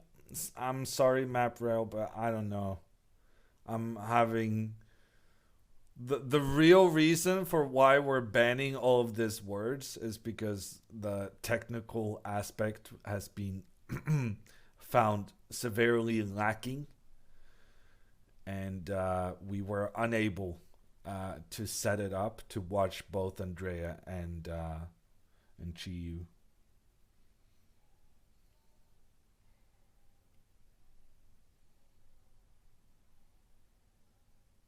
Rook a3 seems good. The guy made a move already?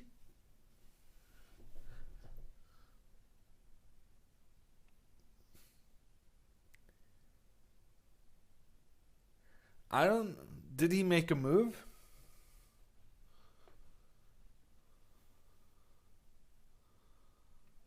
Okay. Yeah, good. I mean, I can someone zoom in on this guy's time? Imagine if Andrea just didn't blunder the pawn. She would have won on time at this stage.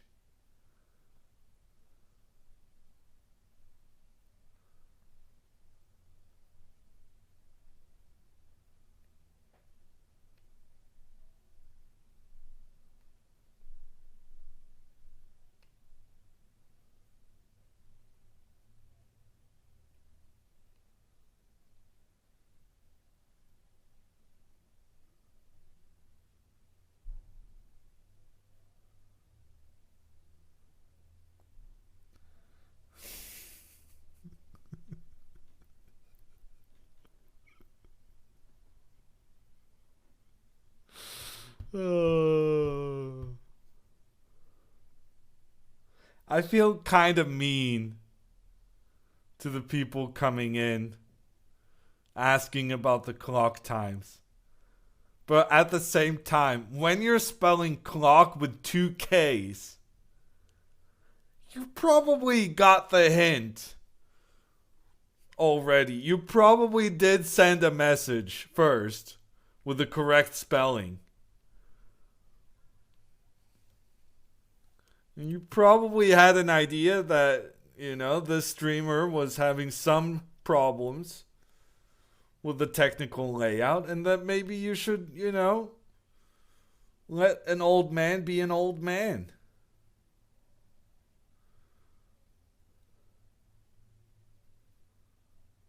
Are all these words going to be unbanned at the end of the stream? Yes, they are. Unfortunately, I do not have the authority as of yet. I'm still working on it. But I don't have the authority to permanently decide what words are allowed and not allowed on the Botez stream. Because if I did have that power, oh my, I would have a field day. Techno would not last very long, let me tell you.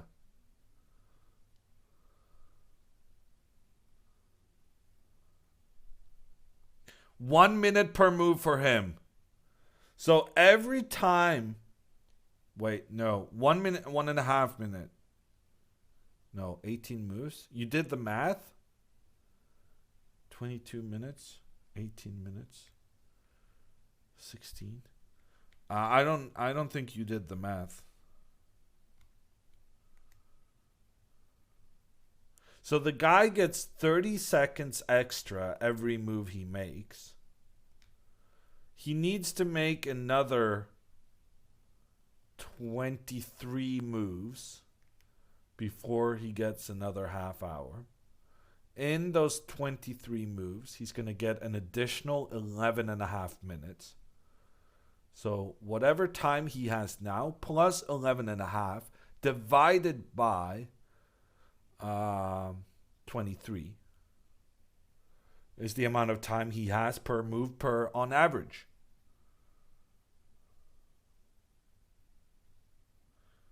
So he has, let's do the math, chat. Let's do the math. He currently has 15 minutes.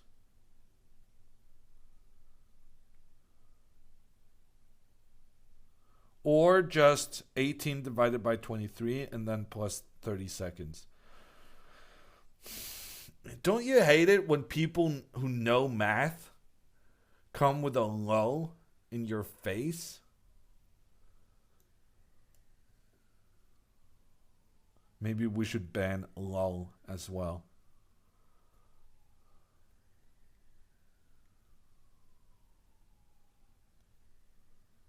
Okay, F4 played. Ban all the words? I mean, knowing Twitch chat, it would probably speed up things, yeah. Okay, so this pawn is threatening this bishop. But this pawn is not protected. So we take it. And then the big question is, after bishop takes pawn, then what are we going to do? Well, probably just this, right? Oh. Yeah, that's a big threat. I thought I could attack their queen, but yeah. They can attack our queen as well. This is bad. This is check and yeah. Everything is wow, yeah. I think I just lost 2 rooks and a queen in the span of 3 moves. I guess it's the minimum. Okay. Yeah, so this is a bit of a problem. But we can move our bishop back and hope that queen takes rook is a bad move. The problem is, oh, look at that. Perk coming in with 5 gifted subs. Thank you. Also, there was a sub earlier. I missed it. I'm sorry. My apologies. Okay, so apparently this is bad. Not sure why. This looks quite decent for black, but you know, at least we have a queen and they don't have a queen. We can work with that. So bishop back, trade, queen takes. Queen is attacking this pawn. Rook can take this one. We take back. Oh. Not that one. No. But maybe this one.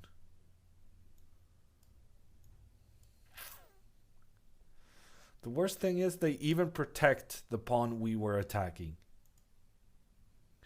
Okay, so it would seem that we're about to be 3 pawns down.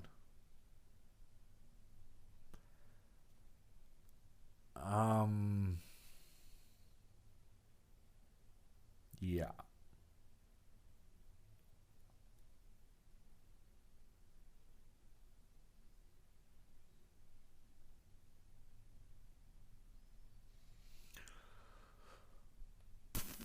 It's not looking great.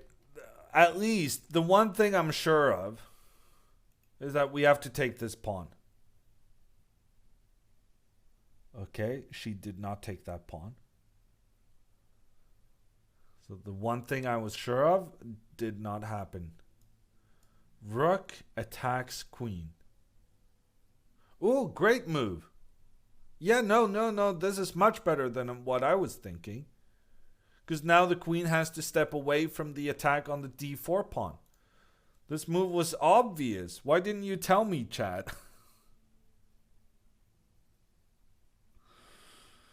I love it when chat has been spamming a move for the last 5 minutes.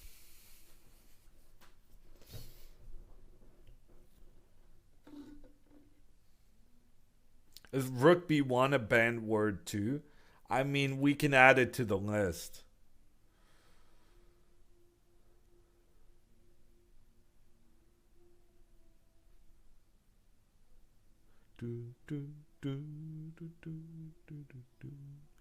My neighbors are jamming right now.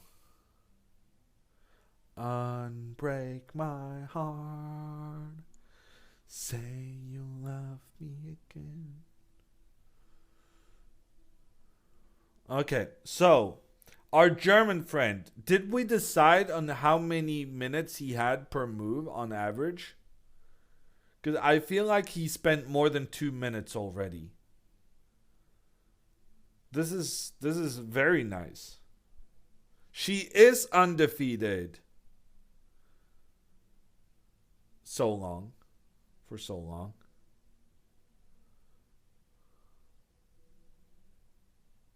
He moved the queen. Oh, he did.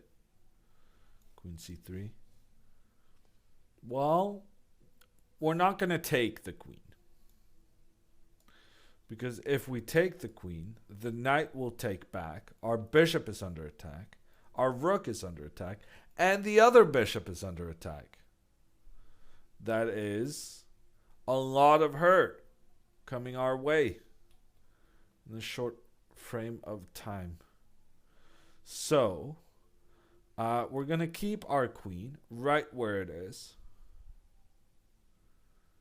And we're going to move this bishop that's under attack. And there's literally only one safe square for the bishop. So I guess we're going to take. We're going to take this pawn. The German guy is going to take the pawn in the middle. And now for the big question. Big question. Can we take this one?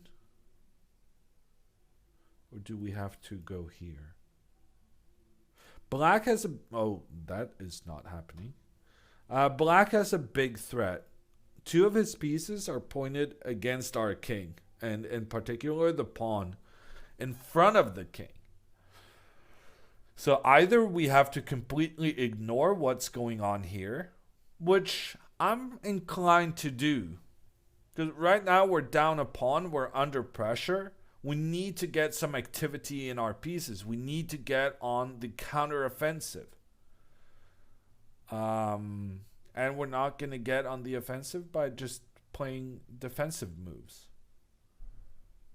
So, rook takes pawn. Looks kind of tempting. Computer, not a big fan.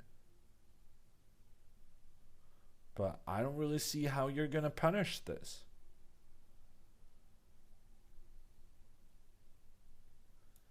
Knight takes here, attacking the queen. We make a trade.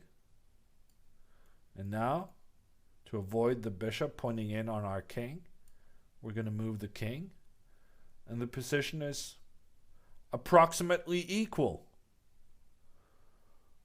At which stage the German guy is going to lose on time. Because, well, he spent all his time calculating this.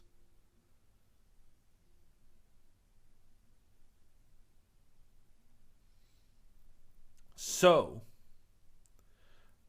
going back to the current situation.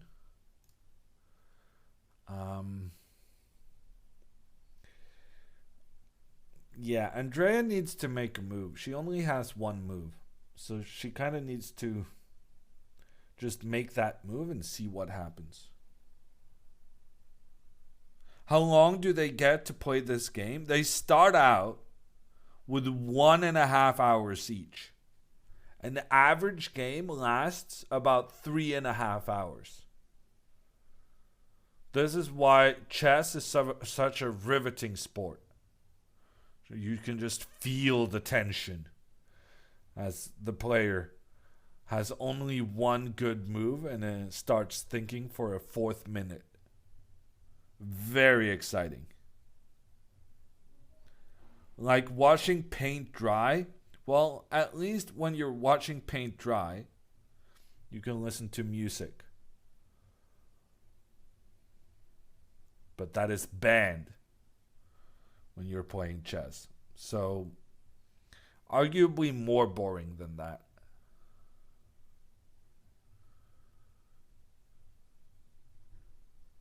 We can listen to music. Yeah, so I guess what we're saying is that watching chess is less boring than playing chess. I guess that makes sense.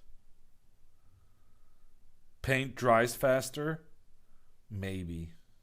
I'm not handy enough to know.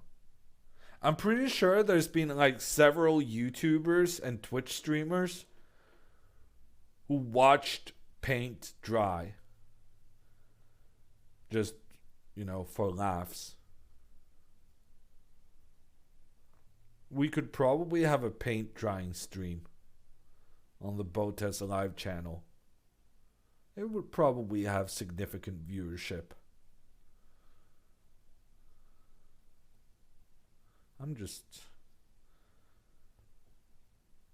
They say Andrea is the content brain, but it's just because they're not utilizing me properly.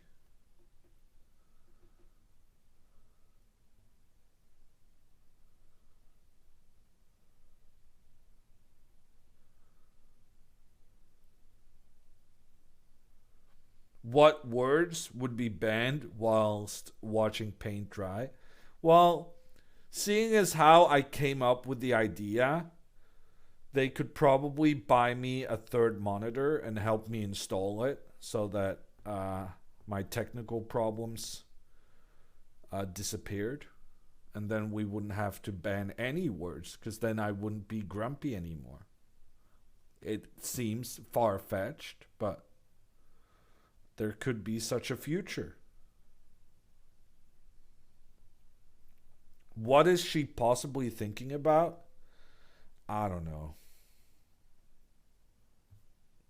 Food, coffee, boys. The thing is, actually, this is a genuine thing. In chess, actually managing to concentrate on thinking about what you're supposed to think about, it can be tricky at times. Because your mind wanders so easily.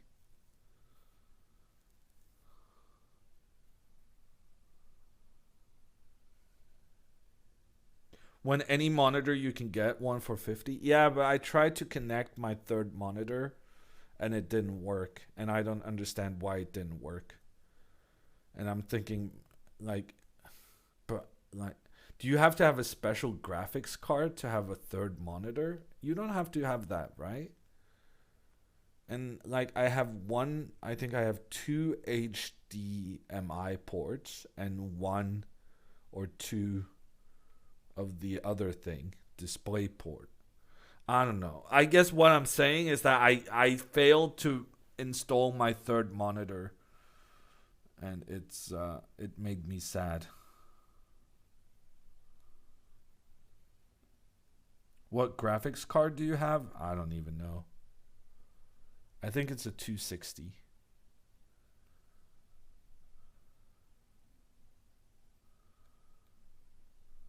And a 260 for sure supports 3. I mean, it probably supports 10. What do I know?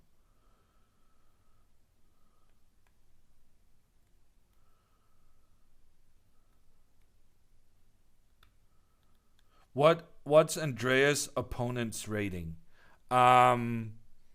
I'm not sure. It was an unexpected opponent.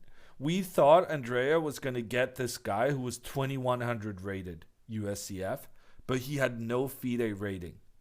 So I was actually quite happy when she was paired with this guy, Mr. Torben Lindhauer auf Deutschland.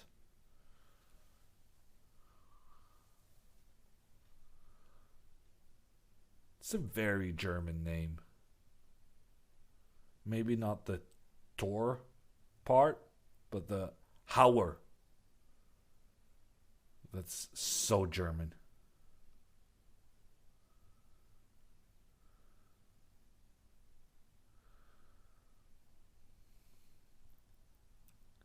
$260, $2060. I mean, you understood what I was saying. I don't know why you're kecking me. Your accent is damn good. Ah, danke schön. Ich spreche ein bisschen Deutsch. Ja, mal. Danke. I had German for 2 years. I can't do anything with it.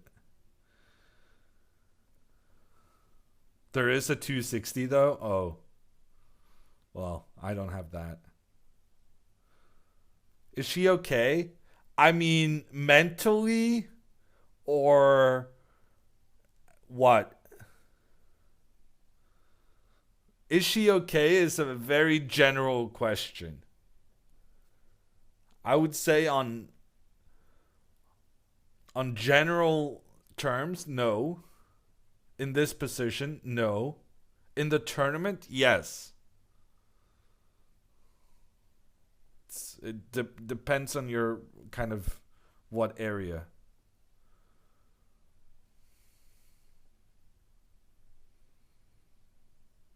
Isn't Torben Lindhauer the singer of Rammstein? I mean, that is a silly thing to make up if it's not true. But also, if it's true, he wouldn't be sitting at a sweaty conference hall in Vegas playing chess. So, I'm going to say no. You have a German surname? I will admit that my surname, or in general, even the language I speak most, has some German inspiration. But calling the name German, I'm not gonna accept that. Is it forbidden to talk to the opponent? Yes. Whose turn it is? It's Andrea thinking right now. But she only has one sensible move, which is to capture this pawn. And we're not super thrilled that she spent what feels like 10 minutes, considering really the only option she has.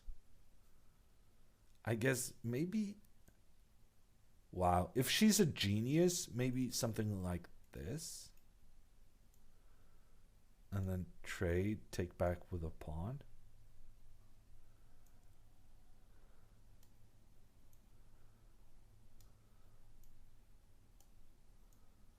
Yeah, no, this move kind of ruins everything. Yeah, but even this is good for black. But this is even better. Black is up a knight. Yeah. Not great.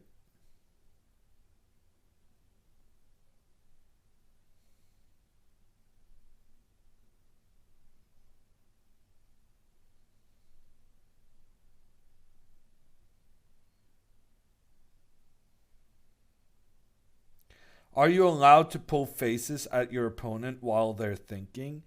I mean, maybe not pull faces in the way you're suggesting, but I mean, I have definitely pretended to blunder a couple of times to make my opponent play a move that seems good at first sight but turns out to be a mistake. I'm not sure whether you would categorize that. Did she just take the bishop?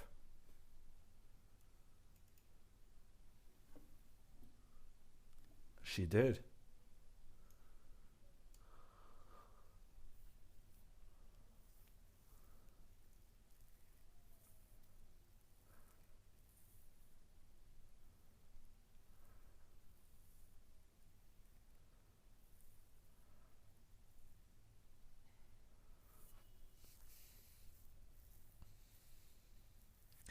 Yeah. Is this what we call a desperado? She's trying to confuse him. Yeah, she's definitely trying to confuse him. The guy's going to be very very low on time. But he's also going to be up a rook. So I'm not sure how confused he's really going to be with an extra rook.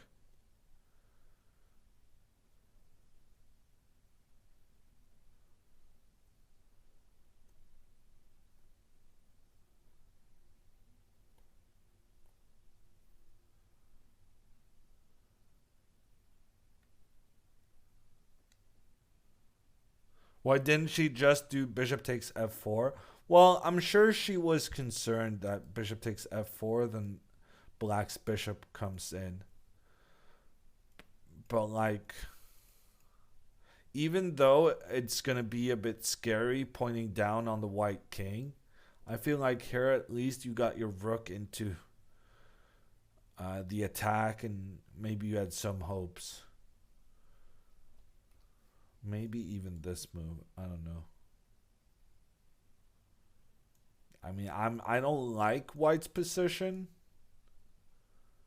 Certainly not.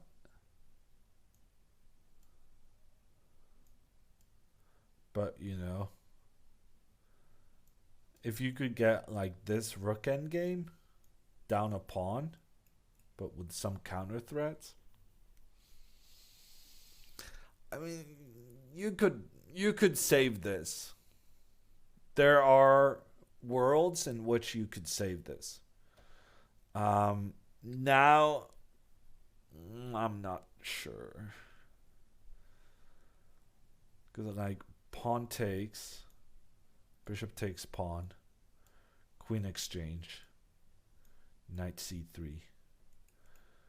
This guy is going to be lost. And like, it's nice having the bishop pair, but just the white bishops are completely unable to attack anything in this position. I have no idea why the engine is not more optimistic on black's behalf. This looks kind of problematic for the first player. He took with a rook, okay. So we're going back to this situation. He took with a rook. So now the difference is that Andrea now, when she captures the pawn with the bishop, which she did, now if he tries to exchange the queens, Andrea can take back with a pawn, kicking the black knight away, after which you're down a bishop for a rook.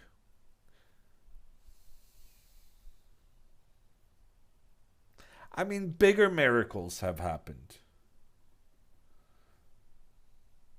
Bigger miracles have happened.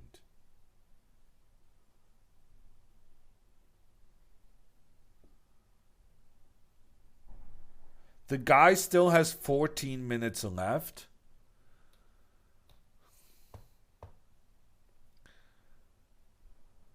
Maybe she can take back with the bishop. And then try and push here.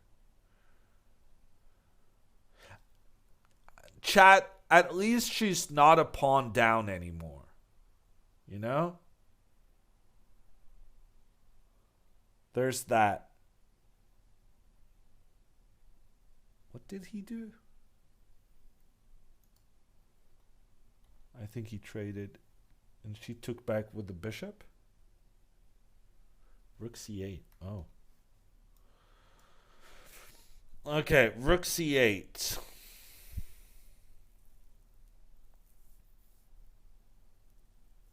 It's a pretty good move. Or f3 seems appropriate. Trying to force the knight back. And if there's a trade and the knight comes to attack the pawn, we can push the pawn forward. And in like this position, I could genuinely see her saving. The knight is kind of out of play. You know, if black tries to push the pawn, maybe we can take en passant. This pawn is not going to be a new queen anytime soon. I don't know. I'm less unhappy about this rook takes b6 move than I was of the knight to d4 and the bishop to e3 earlier. There's the bishops. White has the bishops, people. My only, well, it's not my only concern, but I would feel better if this pawn on the side of the board was not so lonely.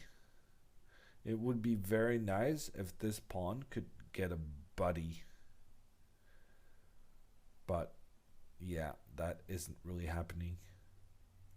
I've really missed that pawn on b2. That pawn we lost in the opening.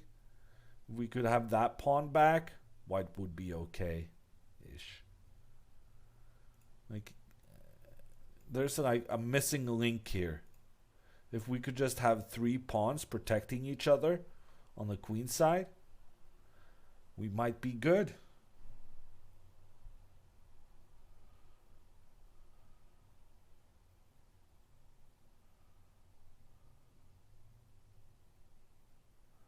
Mates, are you really not getting sick and tired of making the same message? I thought it was funny the first time, but you know, for every time you repeat a joke, it becomes less funny.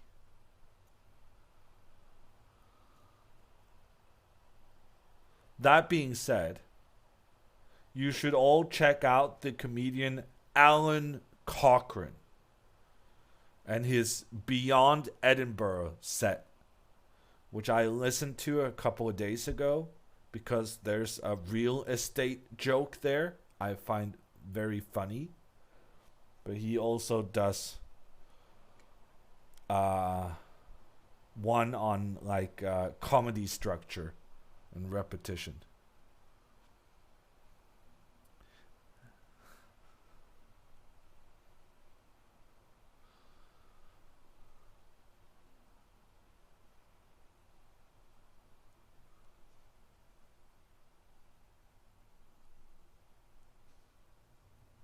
Okay, I'll type it for you.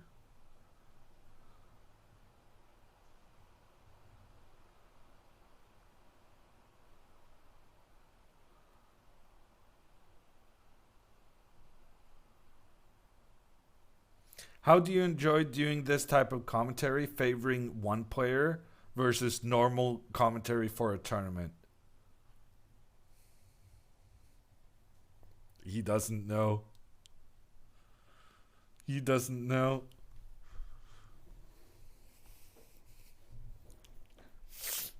Yes, the TV2 commentary I do back in Norway is definitely focused on the entire tournament. I absolutely don't specialize in cheering on one particular player. That would be unprofessional. I don't do that.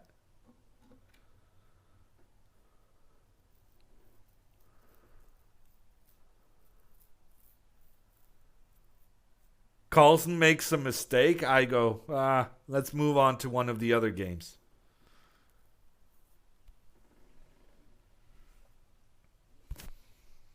Yeah. No, I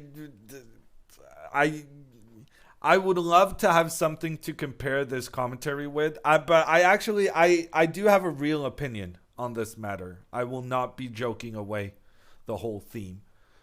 I think chess commentary is better when the audience and the commentator has some kind of a connection, and in this case, like a shared goal.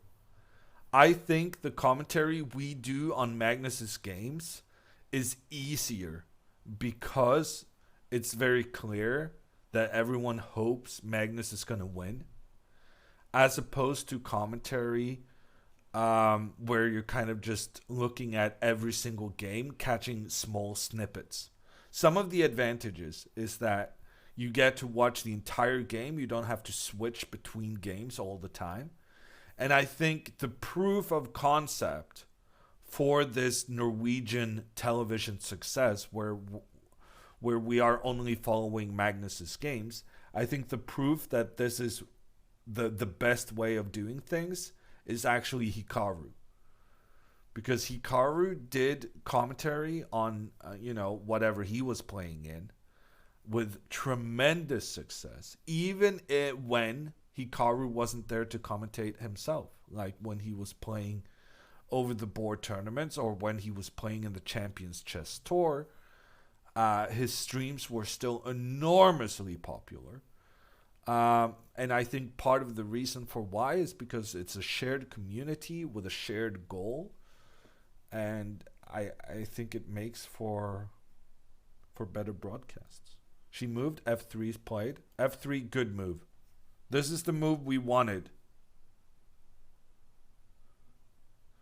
It wasn't knight d4 that ruined this game. It was bishop e3. Well, yeah, but knight d4 was not great either.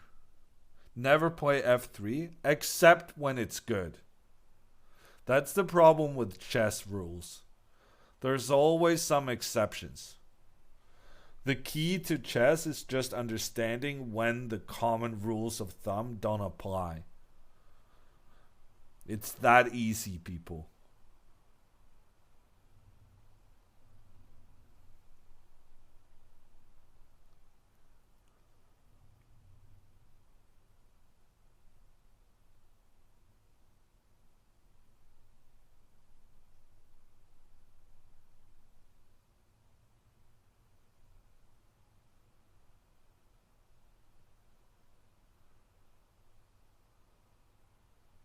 His candidate streams are gonna kill it. Yeah, I bet. Hikaru's gonna have a pretty good viewership for the candidates. Question as a chess newbie. Opening moves, endgame. At what point in the game does both players have to rely on instinct and skill versus trained openings? I mean, in general, Jazz, openings are not that important. Most games are not decided in the openings until you're very good. So I'm not sure how much of a beginner you are, but like, first you need to learn how to give checkmate with a queen. Then you need to learn to give checkmate with a rook. And then maybe you learn an opening system, like just how the pieces should be placed and the general principles of getting your pawns into the center, getting your pieces out, getting your king to safety. Some will say that getting the king to safety is so obvious it shouldn't even count as an opening principle. But those who say that might also lose a game because they didn't get their king out of dodge. Who knows who I'm talking about? Could be anyone.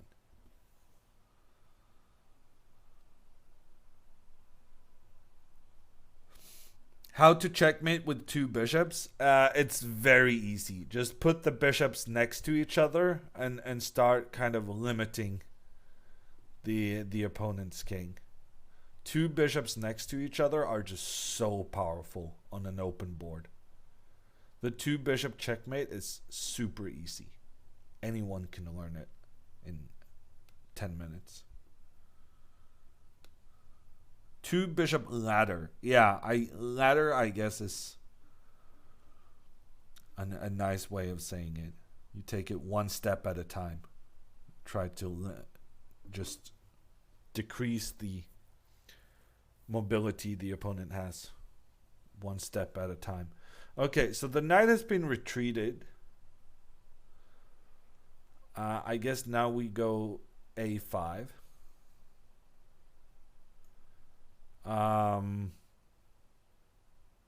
Yeah, we go a5. No, we do not go a5. That can be captured. Okay.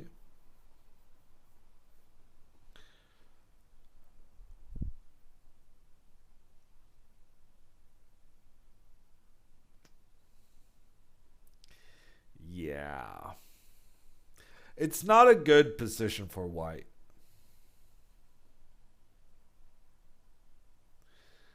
I will agree to as much, but how about... So like the logical way of playing now, I guess, is trading the queens, going a5, attacking the rook. The rook moves, keeps the protection here. And then bishop d3, protecting the pawn. But then knight c4, and this guy is in trouble. Okay. Eval bar did not like knight c4.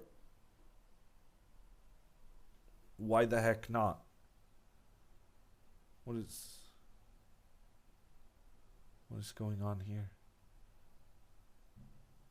Rook b1. How is this not just winning instantly for black? Yes, it has to be this. This.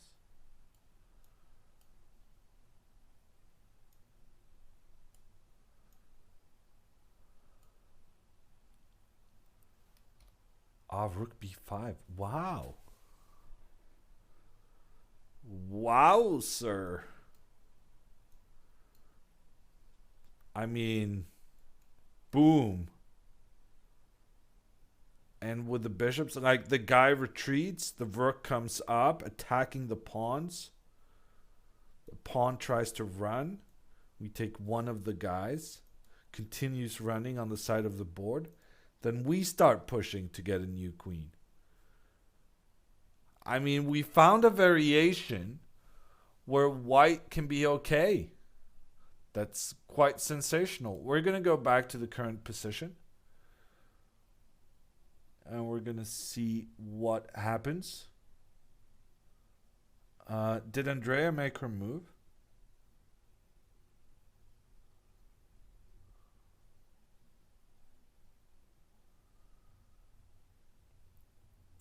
I can't believe we found a line where Andrea is fine and nobody typed copium in chat. Okay, yeah, there's one. Man. I thought you guys were sick or something.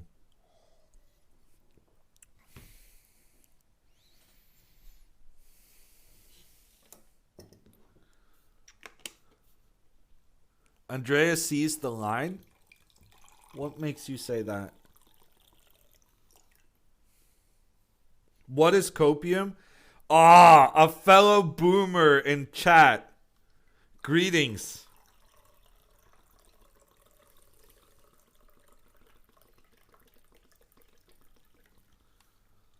I only recently learned what it is as well. Apparently, it's used when a streamer is guessing an unrealistic scenario in a burst of optimism. Ooh, the queen is off the board. Look at that aggression as she tosses the queen away. It's a miracle that the queen is still standing on the side of the board. She just threw that piece off. Okay, black recaptures with a rook. Now we want to see the move a5. Honestly, she is playing into the line where we thought she has chances to save herself. Can we get a slow-mo of the throw? Go to YouTube and subscribe to the Botez Clips channel. If there's ever a slow-mo of Andrea tossing the opponent's queen off the board, that is where it's going to be.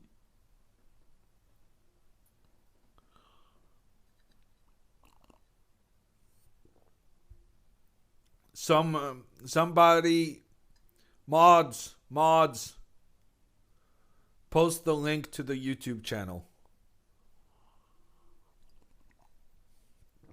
When I'm doing good promo work, we gotta follow through.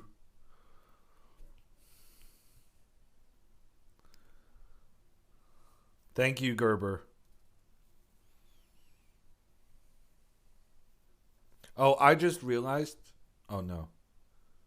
I was about to say that I'm on mobile for chat, so I might be getting it delayed. And then I realized I'm the one talking and making the content. The only delay here is in my brain. Oh, she found it. A5. Okay.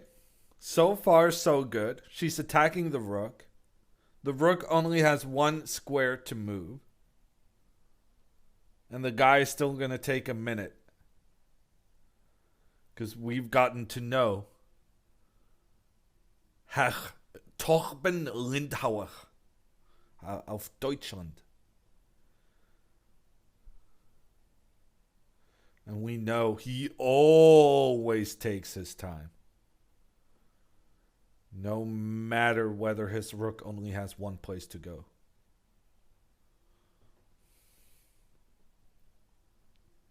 Schnell. Torben ist nein schnell. Okay, I just revealed to everyone that meine Deutsch ist nicht gut. I want to learn German. Can you help me? Yes. So the first German sentence I learned is the most important sentence. And it gives you a lot of information about how the German language works. And this is the sentence. Ich habe einen Staubsauger ohne Käse, bitte. It has all the important things in one sentence. Okay, he moved. He played rook c6. So he's trying to attack. And now Andrea needs to play bishop d3. I don't think she played bishop d3.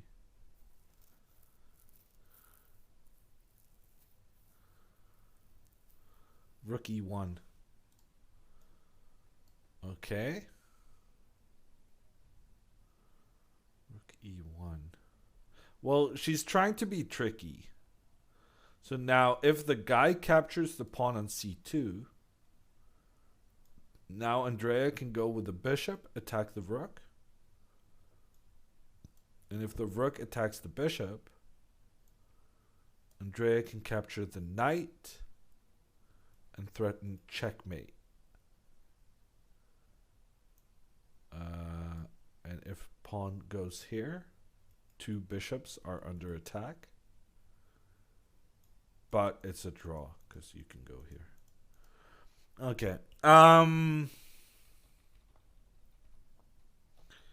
Well, it's a trap.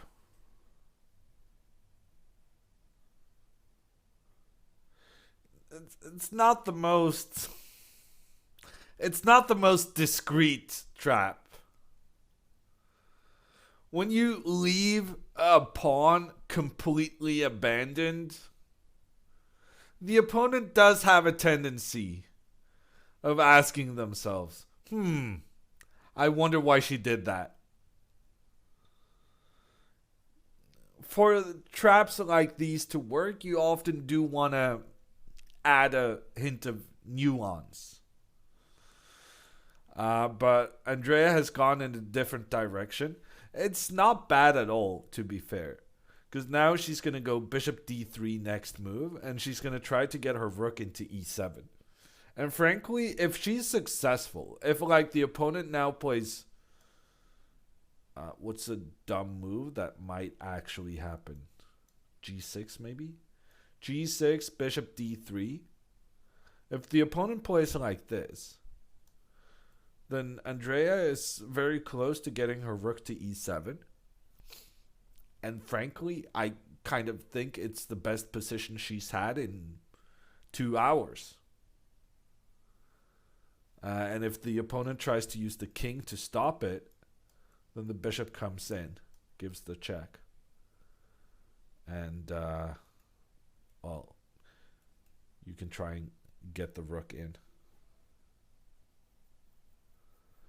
g5 is very hard to spot. Oh my gosh. The guy can go g5 here. Okay, that's a crazy move. There's no way he's finding that. 6 minutes left. And he already spent 2 minutes on this one. 3 maybe. This guy is enormously slow. Did you prepare her for this match? Well, the thing is, Curling, I was supposed to help her prepare. So I've been helping her with openings and so on before the tournament. But it turns out I can't actually help her during the tournament. Because the organizers are not announcing the pairings until 10 minutes before the round. Which is the most stupid concept I have ever heard. But, yeah. Can you explain g5? Oh, yeah, sorry. So the idea of g5 is to give the king an escape square while attacking the bishop. So after bishop takes pawn, rook takes pawn, the move bishop d3 is no longer as effective because you lost out on these ideas of checkmating the king. But he didn't play that. He played f6. And look at the eval bar. Wow, she might actually save this. Wow. I mean, yeah, no. I mean, she has the bishop pair. This is savable. People. She moved the bishop up. Good move. Look at how this bishop and the pawn is helping each other. The bishop is protecting the pawn, but also the pawn is protecting the bishop. So this is like a perfect duo working together. And now king f7 was played. Now I want to see Andrea play h4, h5, which is a tricky move. But the reason I want her to do this is because if she now plays bishop takes h7, trying to capture that pawn, then g6 kind of makes sure the bishop cannot get back into the game. So I want to go h4 so that I can capture this pawn afterwards. Because then if black does something over here, we capture the pawn. They try to block us, but then we give the pawn back. And we still have our bishop being able to contribute. I mean, it still looks completely hopeless, but I don't know, maybe capture and then here make some pressure. It's still not good. It's still not good. But there's some hope. So this is the current position. 2 bishops too strong. Well, that's what I've been trying to teach for a long time.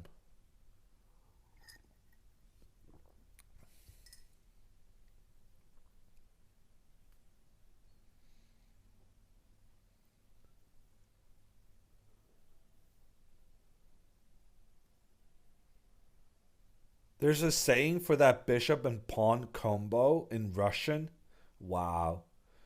No, I mean, I guess it's not a big surprise why Russians are so good at chess if they have words for this kind of constellation.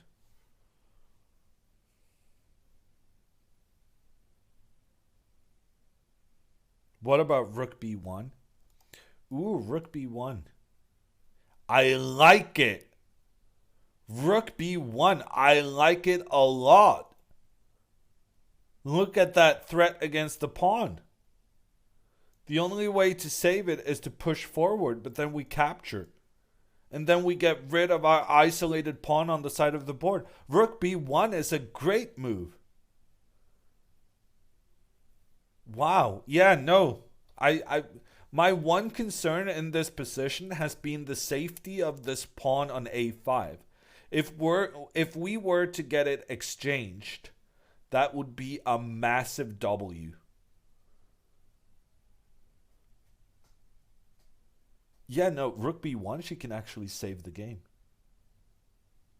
How is she doing on time?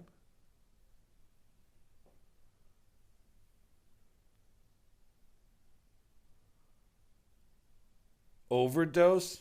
I'm not sure that's a thing. 14 minutes. She spent all of this time.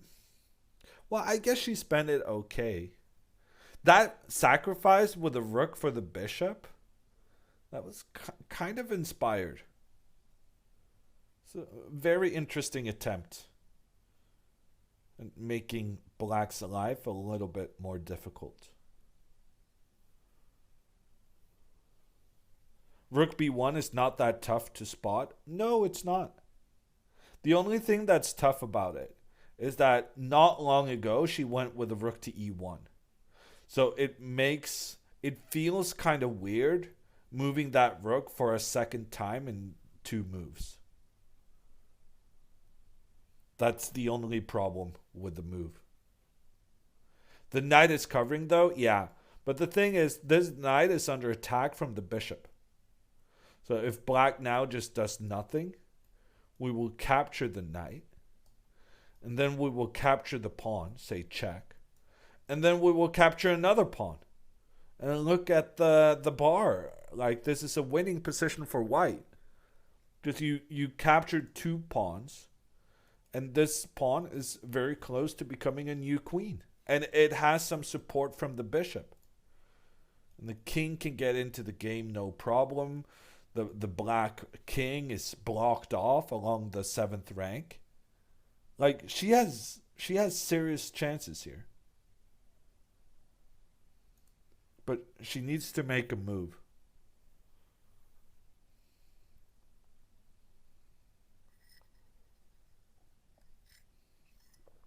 Lifeline where she can call a grandmaster.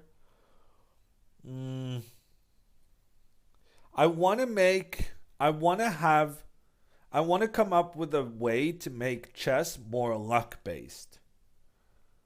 Now that we're losing Alexandra to poker, we need to figure out how to improve chess so that we can lure her back. And I think one of the ways of doing that is increasing the luck factor in chess.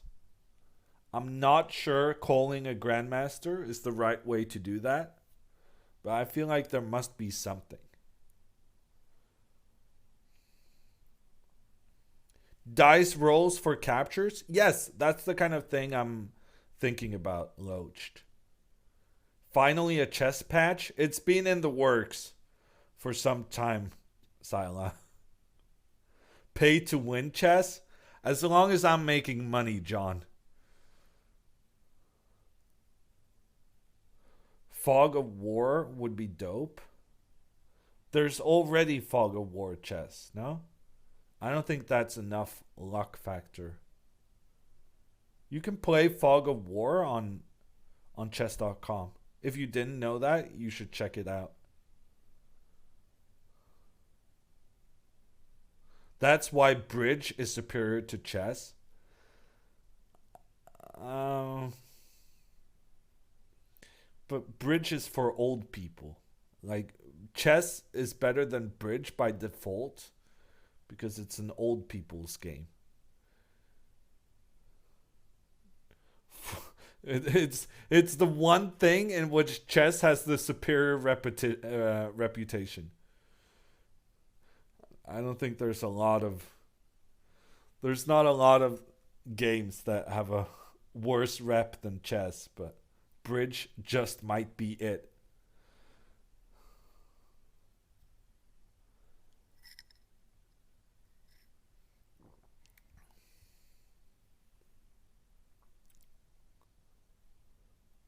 Shogi is an awesome game. Have you tried it? Yeah, I tried. Well, I couldn't tell the pieces apart, but I tried playing Capture the Lion. I wasn't very good.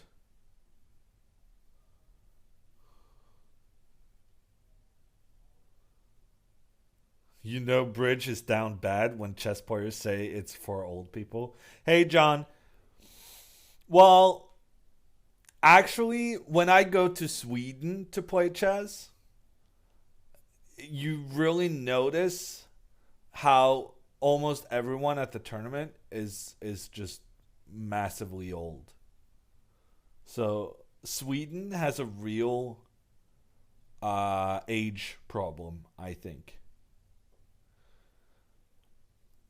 And I think it has something to do with that Sweden had some of the best players in the world in like the 70s. And so like everyone got into chess at that time. The problem is that the kids from the 70s are now 70 years old themselves. So, yeah, Sweden needs to renew their player base.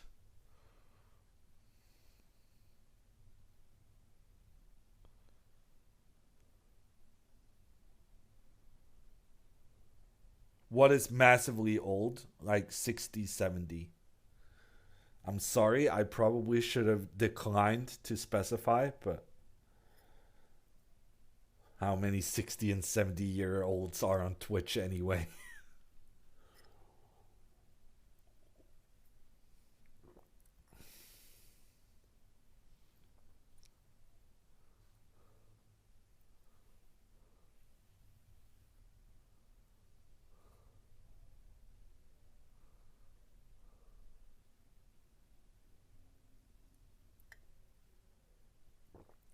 60 and 70-year olds are likely married, unlike Twitch viewers.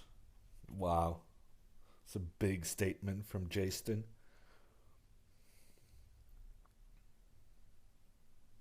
Is Norway superior to Sweden in every way? Yes. Okay, Andrea's been spending too much time on this move. Could we get some action, please? Rook to b1. This is what we want to see. Rook to b1. I will also accept pawn to h4. One of these moves would be swell.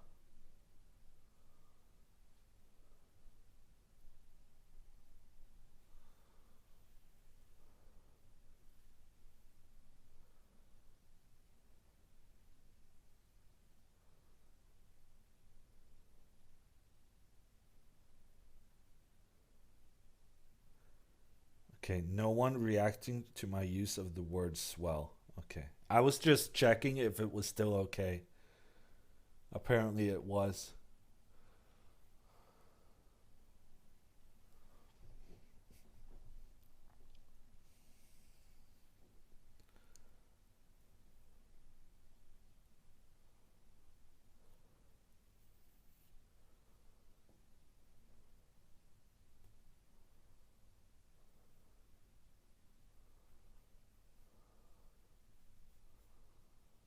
Can you draw this position? I can say with a high percentage of confidence, I would definitely draw this position. I mean, not only would I draw this position against Mr. Torben Lindhauer, I would also draw it against Miss Alexandra Botez. That is how good White's position is.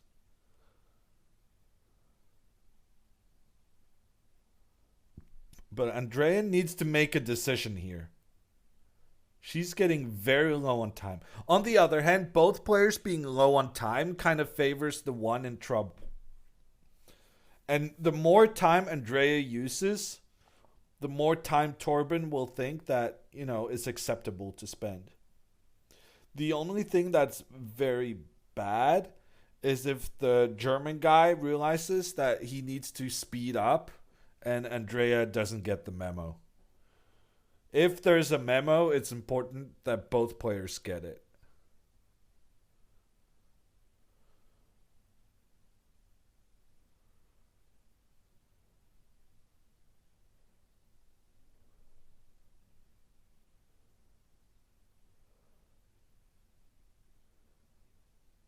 If the memo is written in German, we're doomed. Yeah.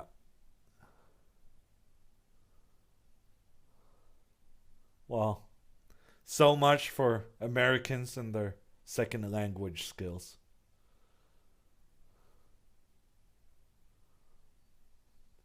Okay, Andrea, make a decision, please.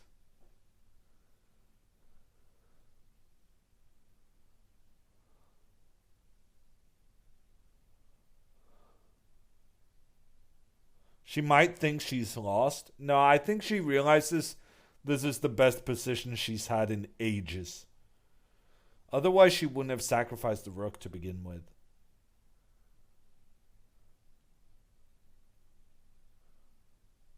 Just move your rook, exchange some pawns. Yeah, actually, this is very good for you guys to learn.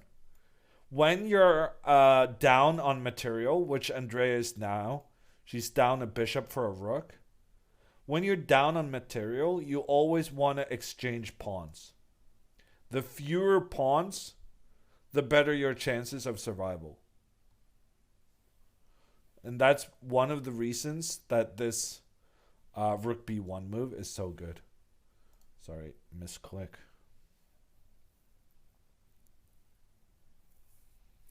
And one of the reasons it's good to exchange pawns is because there are many situations with no pawns on the board that's a draw. For instance, rook and bishop versus rook is a draw with correct play. In fact, it was featured this week in the Carlsen versus Vacher-Lagrave game.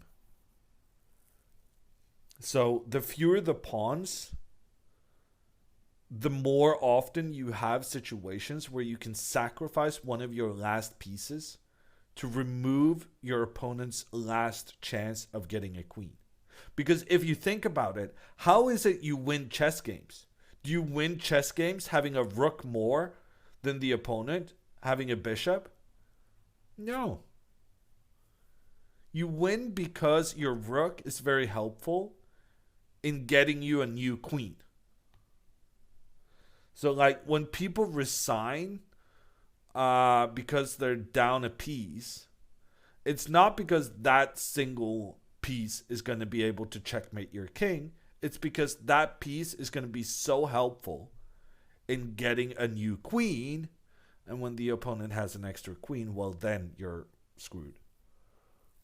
She found it. She found it. She found it! Rook b1 on the board, putting pressure on the pawn. The pawn moved forward. She captured it. And I think he captured back.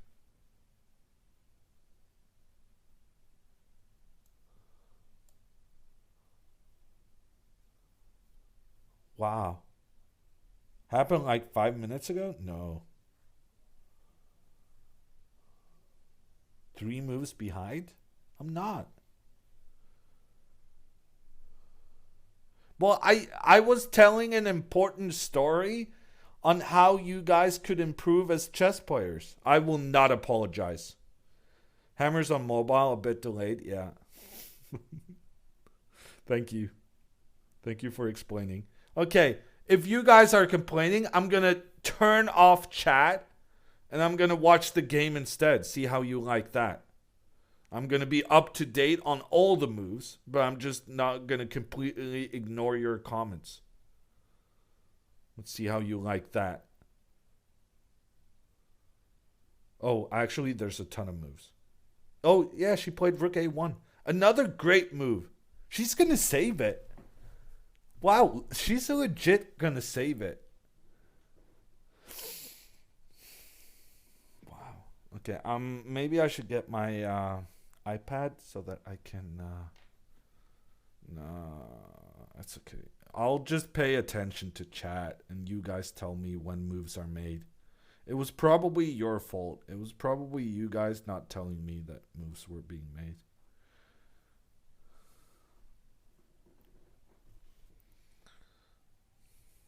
Okay, so Andrea is trying to get her rook into the heart of black's position.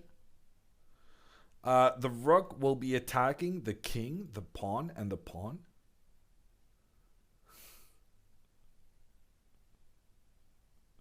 She could actually win this. I mean, I can definitely see a lot of scenarios where she's winning now. Like, for instance, King E7 to offer extra protection for the knight. She can just capture this pawn. And then after pawn F5, trying to keep the bishop away, then you just take. You take this pawn.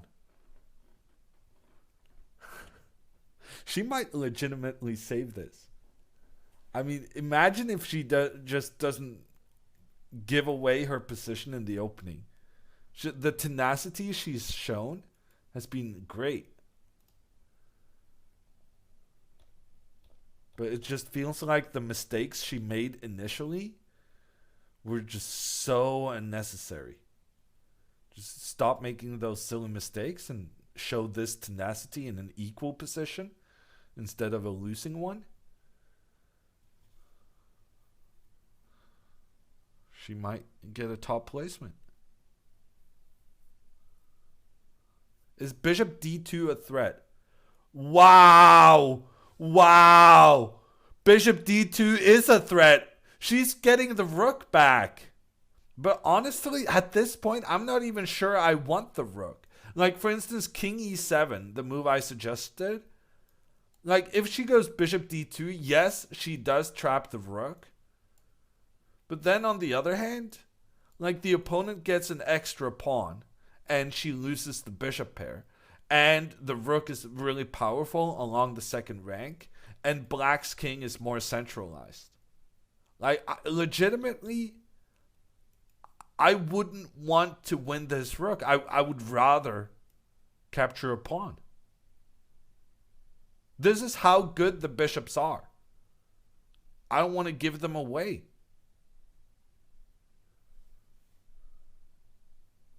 Two minutes left for Torben. Ooh, she's looking up at her opponent. Right now, the heart is beating just a little bit faster. Both players down, really far down on time. They still have to make an additional 11 moves. 11 moves. Until they get an extra 30 minutes. This game is going to be decided in the next 10 minutes. And I don't want to rule out that Andrea could win this. I mean, I will rule it out if she goes bishop d2. But I think actually, like, Lindhauer, he's going to see the bishop d2 move. And maybe he's going to misjudge. Maybe he's going to feel, oh, I don't want to lose my rook. So he does something to prevent this bishop d2 move. Yeah, but he can't prevent it. Okay, what? Oh, he did. Knight c4. He played knight c4, no? Knight c4. Position now equal. I'm not sure it's going to be equal for very long. Rook c4 and rook a7. Check. King goes back, check again. I mean, Andrea now at a minimum, she has a draw. Like she can just go back and forth here and check. That's a draw at minimum. But honestly, I mean, I would play for a win here. I would take this guy. And then I would try to give this check.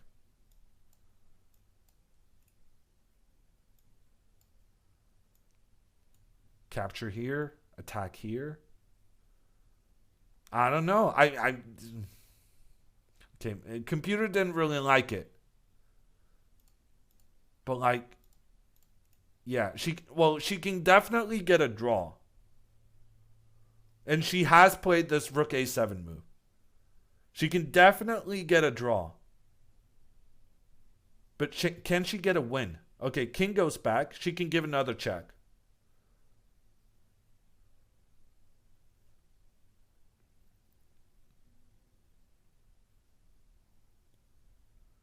Okay, so they get 30 seconds extra per move that's made.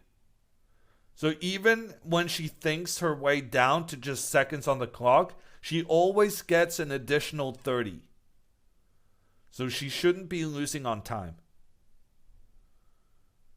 Why doesn't he play king e6? Well, because if the king goes up, then you lose the pawn on g7, and then you lose the pawn on h7. And frankly, your king is getting checkmated. Like, this is checkmate. Okay, actually, turns out was not checkmate. But you get the gist. Almost checkmate. Like this one, and then it's checkmate. Next move. So yeah, he had to go down. And she can give checks for a draw. But she can also try to win. I'm kind of hoping she tries to win. I think the German guy is very shaky.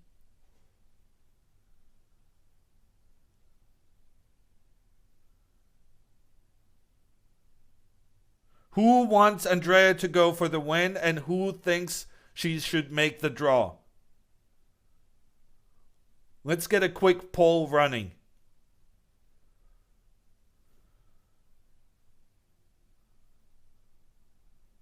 Win, win, draw, draw, win. No surrender. I believe. A lot of people are saying go for the win. Let's see what she does. Bishop pair equals win. I like the way you think. But either way, regardless of whether she wants to go for the win or go for the draw, she needs to give this check. I don't understand why she's thinking. She needs to give the check, and then she can decide whether she wants to go rook back for the draw or whether she wants to capture the pawn. Either way, you first have to give the check with the rook. Andrea. Oh my gosh. Okay, she gives the check. The guy writes down the move instead of moving the king. You are allowed to move the king before writing down your move. He lost 5 seconds on that. Let's see if Andrea can use those 5 seconds. Take the pawn. That's going for the win. Move the rook. That's going for the draw.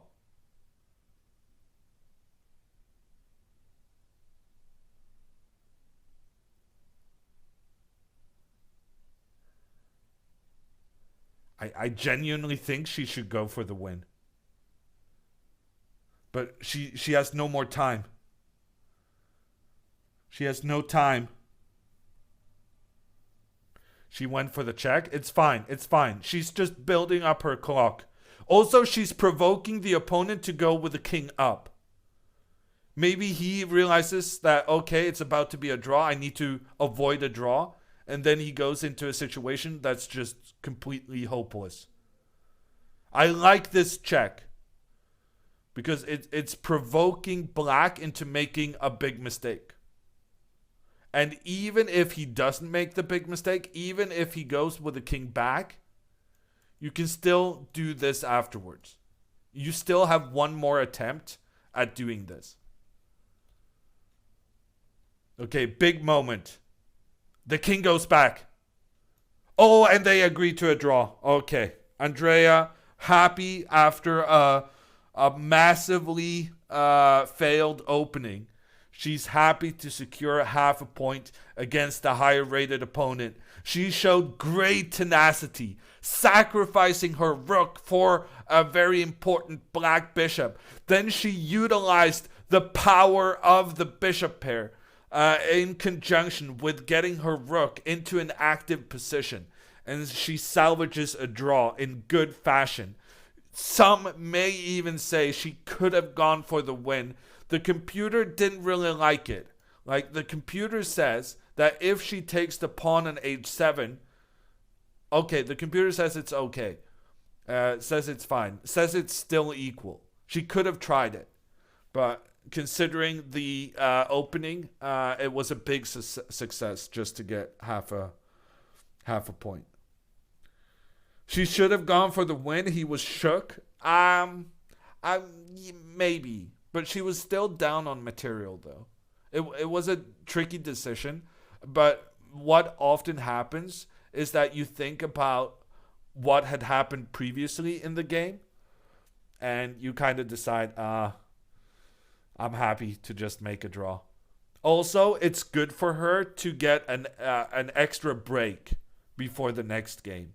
Like, there's no telling what would have happened if she played on. She might have lost, but what could also have happened was that the game might have taken another hour and a half, and she still has another game today. It was a draw. Yes, they went back and forth to make a draw. So what happened is that they decided that both players didn't have better moves than just going back and forth. And that's how it ended up in a draw. Okay, here you once again can see how I'm dealing with this nonsense. Andrea Botez, not really easy to read when it's the other way around.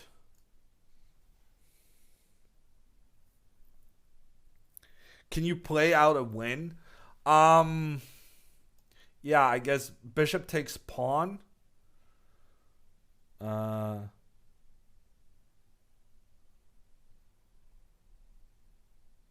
what is this?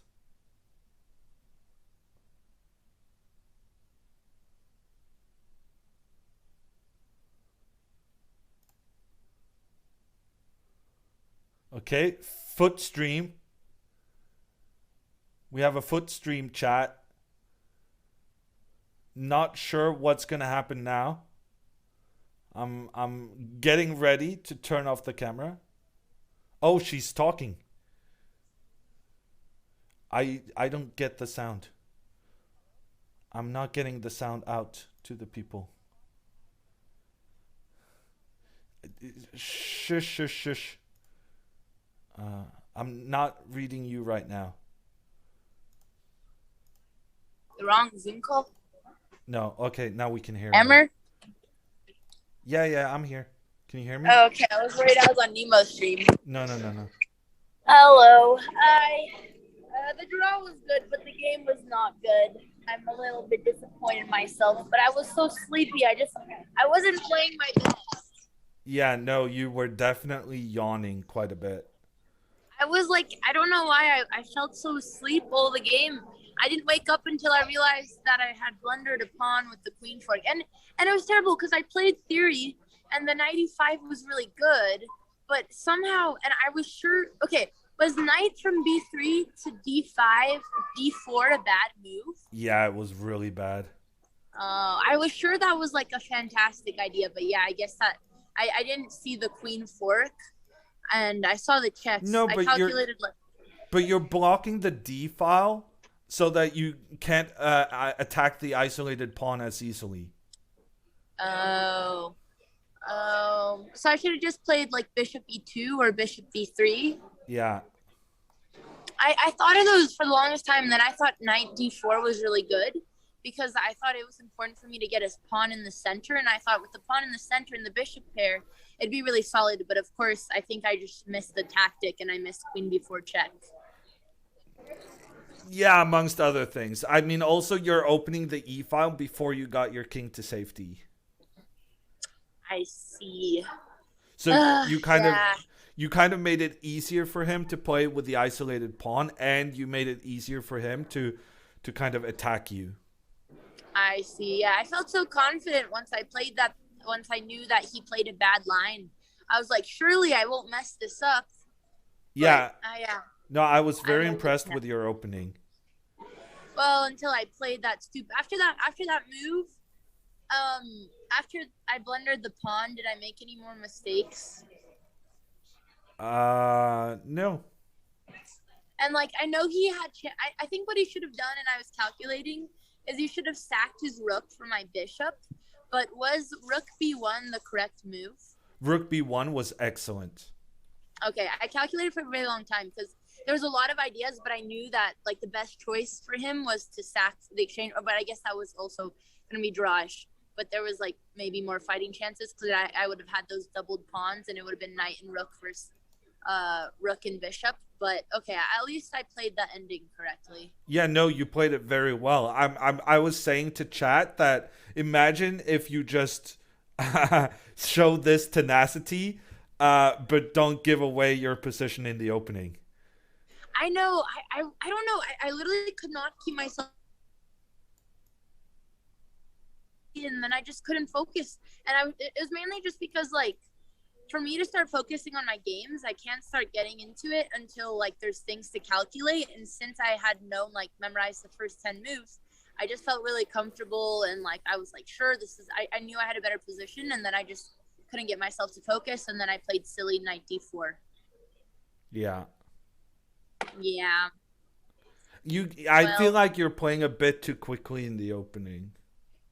Well, I mean, to be fair, the first like moves until the knight move were okay to be quickly because I knew 100% that was theory that I memorized. But I got out of as soon as bishop takes c5, I should have played a little slower since I've never analyzed that position before. But I just knew it was correct. Yeah. No, I mean, yeah, everything you did was fine. It's just that knight d4 was such a bad move, and you played it pretty quickly. Yeah. And you know what happened? You remember when I told you when you're out of prep, just, opening principles. Yeah, in my head, I was playing knight d4, and I would hear you on the stream go, a brilliant move by Andrea, bringing the center pawns in and keeping the bishop pair. I thought I found the best move. I really thought it was a good move. But to be fair, it probably would have been a good move if there wasn't a tactic where it lost the pawn. Because, like, principle-wise, it's not wrong. It's bringing a center pawn in and simplifying when you have No. You got it all wrong. I mean, no. Why is it wrong? Just because I should have castled first? It's moving the same piece for a third time when your king is still not in safety. It's opening up the center of the board when your king is still stuck in the center. You want to know something funny? Well, it's not funny. It's sad. But remember when we were doing our lesson and you were like, what are the opening principles? And I was like, push your center pawns, develop your pieces, and you're like, end? And I didn't know what you wanted, and you're like, castling. I was like, castling's for beginners. I don't need to go over those principles. And look what happened.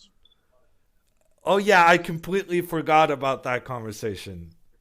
Yeah, you were right. Yeah. I'll say it for once. Well. Okay, but I mean, things are good. You're playing fantastic. I mean, you're gaining so much rating. Yeah. I'm play well once I'm able to focus. Like at the beginning of the game, I just didn't feel like myself. I just literally couldn't do anything for the life of me to not feel sleepy. And I slept like 7.5 hours, almost 8. But that's great. Yeah, I feel strong once I like get into the zone, but it takes really long for me to get into the zone. Yeah. Yeah. Okay, how was chat? I was struggling. Yeah, no, I had technical issues and I was grumpy and I was tired. I banned a lot of words and I may have timed out a lot of people. Uh Yeah, but this grumpiness wasn't because of my chest, right? This was oh just something no, else. no, it was something else. Okay, good. Okay, as long as it wasn't because of me, you can ban as many people as you want. Thank you. I appreciate that vote of confidence. Okay, well, I'm gonna take a mini nap before my next game and then prepare. Um, well, I don't know how much a prep I can do, but I'll I probably look. Huh? You're gonna get the black pieces, so just do one playthrough and that should be sufficient. Yeah, I realized on Chessable that I didn't finish going over the C3 lines. And then the reason I didn't is because, like, I understand all the ideas for C3 with the 4-9 Sicilian, except against Queen A4 check, which I really don't like. But, and it was kind of stressing me out. So I was like, hopefully just I don't have an opponent play C3.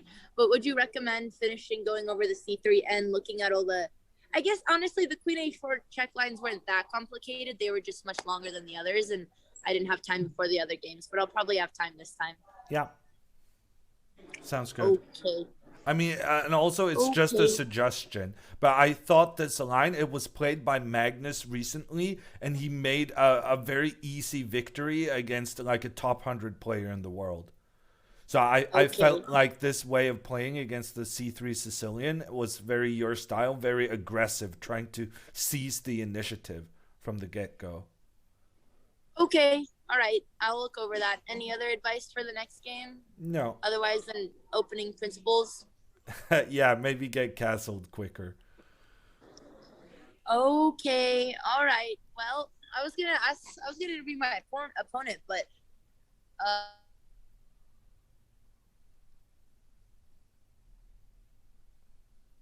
Okay, it seems like we lost Andrea. Not the greatest shot to end it on, but you know.